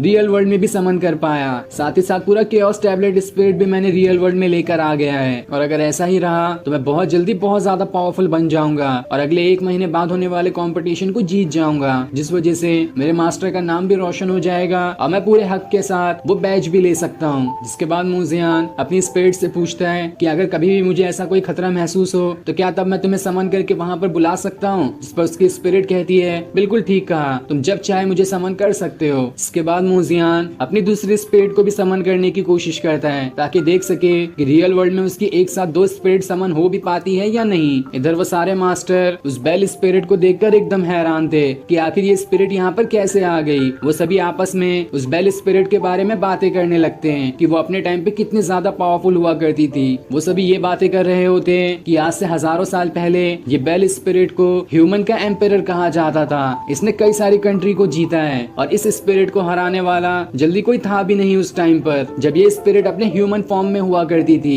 लेकिन स्पिरिट बनने के बाद तो ये पहले से और ज्यादा पावरफुल हो चुकी है। लेकिन सारे लोग हैरान भी रहते हैं कि आखिर ये स्पिरिट यहाँ पर क्या कर रही है। लेकिन तभी वहाँ पर और ज्यादा तूफान आने लगता है क्योंकि मूजियान ने अपनी अगली एक और स्पिरिट को समन कर लिया था जो कि सबसे खतरनाक दिखाई देने वाली स्पिरिट होती है। और उस स्पिरिट के गले में काफी बड़ा लॉकेट भी होता है। जैसे एक मास्टर उस स्पिरिट को देखने वाला होता है तो दोबारा कभी देखने लायक ही नहीं बचोगे क्योंकि ये स्पिरिट भी बहुत ज्यादा खतरनाक है। साथ ही उस स्पिरिट का नाम दान युआन होता है और उस स्पिरिट के यहाँ पर आने से मूजियान भी काफी खुश होता है। और इस स्पिरिट के आने के बाद भी सारे मास्टर कह रहे होते हैं कि जरूर यहाँ पर कुछ गड़बड़ है, जिस वजह से एक के बाद एक खतरनाक स्पिरिट्स यहाँ पर आ रही है। हो सकता है ये इस सेक्ट के लिए खतरा भी हो, इसलिए हमें सावधान रहना होगा। जिस वजह से वहाँ पर बाकी सारे मास्टर भी आ जाते हैं ताकि कुछ खतरा होने पर इस सेक्ट को बचाने की कोशिश कर सके, क्योंकि उनमें से कोई भी नहीं जानता कि इन सारी स्पिरिट को समन करने वाला अकेला मूजियान ही है। अब मूजियान दोबारा अपनी एनर्जी को इकट्ठा करने लगता है और जैसे वो ऐसा करता है सारा का सारा आसपास का ऑरा दोबारा उसके अंदर समाना शुरू हो जाता है, जिस वजह से वहाँ पर एक और स्पिरिट समन हो जाती है। और उस स्पिरिट के गले में एक काफी खतरनाक और अजीब लॉकेट भी होता है जो एनी टाइम घूम रहा था। लेकिन मूजियान इससे भी नहीं रुकता, वो वहाँ पर अपने क्वीन एम्पायर को समन करने की कोशिश करता है जिसकी स्वॉर्ड उसके पास है। और जैसे वो उन्हें समन करता है क्वीन एम्पायर की स्पिरिट भी वहाँ पर आ जाती है। और अब देखते ही देखते एक साथ 4 स्पिरिट को मूजियान ने रियल वर्ल्ड में समन कर लिया था, जो कि किसी भी नए कल्टीवेटर के लिए करना बिल्कुल इम्पॉसिबल है। और क्वीन एम्पायर को देखकर सारे मास्टर कहते हैं पिछले 9000 सालों से क्वीन एम्पायर को किसी ने नहीं देखा था, तो आखिर आज अचानक ये यहाँ पर कैसे आ गए। 9000 साल पहले इन्होंने डीमन लॉर्ड को खत्म किया था, उसके बाद से ही ये गायब हो गए। दरअसल जब वहाँ पर मूजियान ने क्वीन एम्पायर को समन किया था डॉन के बेटे को मारने के लिए, तो वहाँ पर बाकी मास्टर नहीं थे, इसलिए उन्हें नहीं मालूम कि मूजियान के पास क्वीन एम्पायर की स्पिरिट भी है। लेकिन अब मूजियान वहाँ पर एक और स्पिरिट को समन करने लगता है, लेकिन उस स्पिरिट के समन होने से पहले ही ये एपिसोड यहीं पर एंड हो जाता है। Thanks for watching. एपिसोड की स्टार्ट में हम मूजियान को देखते हैं जो अभी तक अपने स्पिरिट को समन करने की कोशिश कर रहा होता है, जिसे समन करने के लिए वो केओस टैबलेट स्पिरिट पे बैठा होता है। और उसने अब तक के 4 स्पिरिट को तो समन कर ही लिया था और उसके बाद वो अपनी 5वीं स्पिरिट को समन करने की कोशिश करता है। और जैसे वो उसे समन करता है वो स्पिरिट सच में वहाँ पर आ जाती है, जो कि कोई नॉर्मल स्पिरिट नहीं थी, बल्कि इस पूरे सेक्ट ऑफ कोन्योन माउंटेन के बहुत ही पुराने मास्टर हुआ करते थे, उनकी ये स्पिरिट होती है। ये देखकर सारे के सारे मास्टर उनके सामने ग्रीट करते हैं कि अचानक से हमारे मास्टर यहाँ पर कैसे आ गए। साथ ही इस चीज से मूजियान भी एकदम हैरान होता है कि मुझे नहीं लगा था कि मेरी 5वीं स्पिरिट इस सेक्ट के ही पुराने मास्टर होंगे, पर ये तो मेरे लिए बहुत अच्छी बात है कि वो भी आखिर मेरे स्पिरिट का हिस्सा है। लेकिन जब अगर मेरे 5वें स्पिरिट ही इतने खतरनाक थे तो आखिर मेरी 6ठी स्पिरिट कौन होगी और उसके पास कितनी ज्यादा पावर्स हो सकती है। इसलिए वो उसे भी समन करने की कोशिश करने लगता है, लेकिन कोई कल्टीवेटर 5 स्पिरिट को नहीं समन कर पाता। तो यहाँ मूजियान ने 5 स्पिरिट को समन तो कर ही लिया होता है, लेकिन 6ठे स्पिरिट को समन करने के लिए उसे अभी बहुत ज्यादा एनर्जी की जरूरत है जो उसके पास भरपूर नहीं होती। इसलिए उसकी बॉडी से उसका बैलेंस हटने लगता है क्योंकि उसका कल्टीवेशन पावर भी कम हो गया था। और 6ठे स्पिरिट को समन करने के लिए उसे बहुत ज्यादा पावर्स की जरूरत है जो कि कल्टीवेशन किए बगैर दोबारा वापस नहीं आएगी। मूजियान तब भी अपनी 6ठी स्पिरिट को समन करने की कोशिश कर रहा होता है, लेकिन इसका कोई भी फायदा नहीं होता। वो स्पिरिट अपने स्टोन से बाहर ही नहीं निकल कर आती। दूसरी तरफ वो सारे मास्टर ये देखकर हैरान होते हैं कि आखिर हमारे पुराने वाले मास्टर यहाँ पर कैसे आ गए। उनके आने की कोई खास वजह तो जरूर होगी, इसलिए हमें इंतजार करना चाहिए। अगर कुछ खास वजह होगी तो वो जरूर हमें इशारा करके बताएंगे। इसलिए सारे लोग उनके इशारे का इंतजार करने के लिए वहीं पर खड़े हो जाते हैं, लेकिन वो मास्टर की स्पिरिट कोई भी इशारा नहीं करती, जिस वजह से अभी के सारे मास्टर हैरान होते हैं कि आखिर ये स्पिरिट इतनी अनरिस्पॉन्सिव क्यों है। इन्होंने तो कोई इशारा तक नहीं किया। कहीं ये स्पिरिट रियल के बजाय कोई शैडो तो नहीं है जिसकी हम सिर्फ परछाई देख पा रहे हैं। इसके पीछे कुछ और ही वजह होगी जिसका हमें पता लगाना होगा।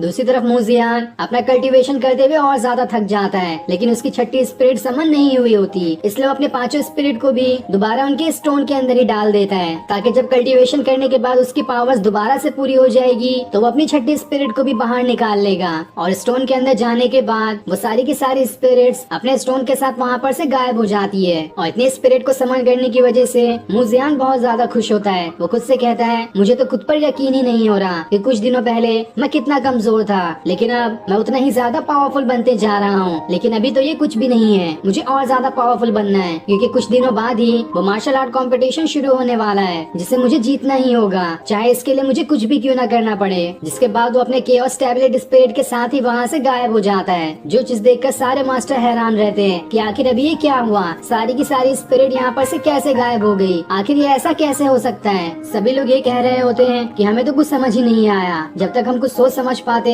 कि आखिर इन सारी स्पिरिट के पीछे कौन है, इससे पहले ये सारी स्पिरिट्स यहाँ पर से गायब हो गई। तब उनमें से एक मास्टर कहते हैं, तुम सब ने यहाँ पर उन स्पिरिट्स को देखा, और स्पिरिट के देखे जाने की वजह से मुझे तो ये लगता है कि सारे एंसेस्टर की स्पिरिट्स हम सभी से बहुत खुश है कि हमने अपने पूरे सेट की बहुत अच्छे से देखभाल की है। इसलिए वो यहाँ पर आए थे ताकि चेक कर सके कि हमने सेट को कितना अच्छे से संभाला है। और इस चीज में जब उन्हें समझ आ गया कि हमने इस सेट को बहुत अच्छे से संभाला है तो वो वापस चले गए। साथ ही वो बाकी मास्टर से भी कहते हैं, कुछ दिनों बाद ही मार्शल आर्ट कंपटीशन शुरू होने वाला है, इसलिए अपने सारे डिसाइपल से कह दो कि अपनी प्रैक्टिस को और ज्यादा हार्ड बना ले। मैं इस बार के कंपटीशन में किसी भी तरह की कोई भी खामी नहीं रहने दूंगा। दूसरी तरफ हम किंशु को देखते हैं, जिसे अचानक से ही काफी पावरफुल ऑरा महसूस होने लगता है, और जब वो सामने देखती है तो वहाँ पर से मूजियान आ रहा होता है, क्योंकि अब उसका स्पिरिचुअल ऑरा भी बहुत ज्यादा पावरफुल बन चुका था। लेकिन तब मूजियान खुद से कहता है, इतनी स्पिरिट को समन करने की वजह से मेरी पावर्स तो बिल्कुल ही खत्म हो चुकी है, इसलिए मैं अब काफी देर तक कल्टीवेशन करूंगा और अपनी पावर को पूरी तरह से रिस्टोर कर लूंगा।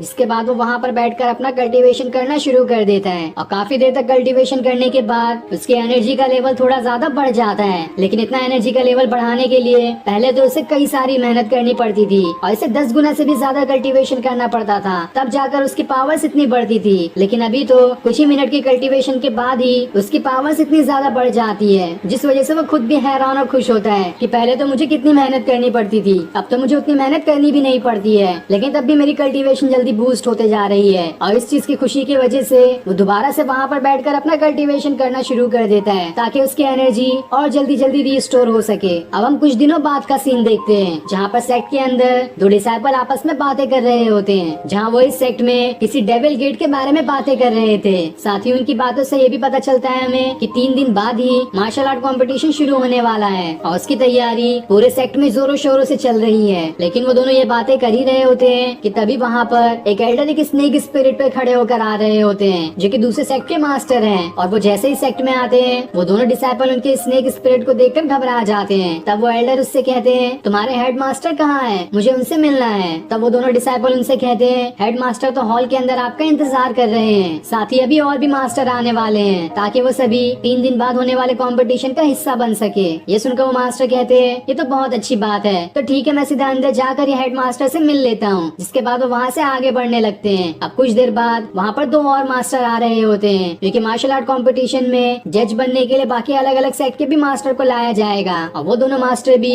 अपने अपने सेट के काफी ज्यादा पावरफुल मास्टर होते हैं। जिसके बाद तीनों मास्टर हॉल के अंदर आ जाते हैं। तब हेड मास्टर सभी से कहते हैं, 3 दिन बाद मार्शल आर्ट कंपटीशन शुरू होने वाला है, और उसी के लिए मैंने आपको यहाँ पर बुलाया है। आप सभी का बहुत बहुत शुक्रिया, जो मेरे एक बार कहने पर ही आप जल्दी से यहाँ पर आ गए, मैं इसका एहसान कभी नहीं भूलूंगा। जिसके बाद हेड मास्टर सारे लोग को वो विजन दिखाते हैं, जिसमें मूजियान ने केओस टैबलेट स्पिरिट को समन किया था। ये देखकर सारे के सारे मास्टर हैरान रह जाते हैं कि आखिर ये कौन है और किसके पास इतनी ज्यादा पावर्स आ गई, जिसने इस खतरनाक केओस टैबलेट स्पिरिट को भी समन कर लिया। अगर कोई डिसाइपल इतना ज्यादा पावरफुल मेरे सेक्ट में होता तो कितनी अच्छी बात होती। तब ये सुनकर हेड मास्टर कहते हैं, आप सभी को परेशान होने की जरूरत नहीं है, सारे के सारे सेक्ट बिल्कुल एक जैसे ही हैं और कभी भी अगर मुसीबत आती है तो हम सभी को एक साथ होकर उस मुसीबत का सामना करना चाहिए। इसमें हम सबकी भलाई और फायदा भी रहेगा और मेरे ऊपर जिम्मेदारी है कि मैं अपने कुनलुन माउंटेन और इस सेक्ट को संभालूं। और ये केओस टैबलेट स्पिरिट मेरी उम्मीद को और बढ़ाता है कि मैं अब आसानी से अपने सेक्ट और कुनलुन माउंटेन को और अच्छे से बचा सकता हूँ और इन्हें सारे डेविल और इवल से रोक कर रखूंगा। जिस पे सारे मास्टर कहते हैं जैसा आपने कहा हमें वो चीजें मंजूर हैं और फिर उनके इतना कहते ही ये एपिसोड यहीं पर एंड हो जाता है।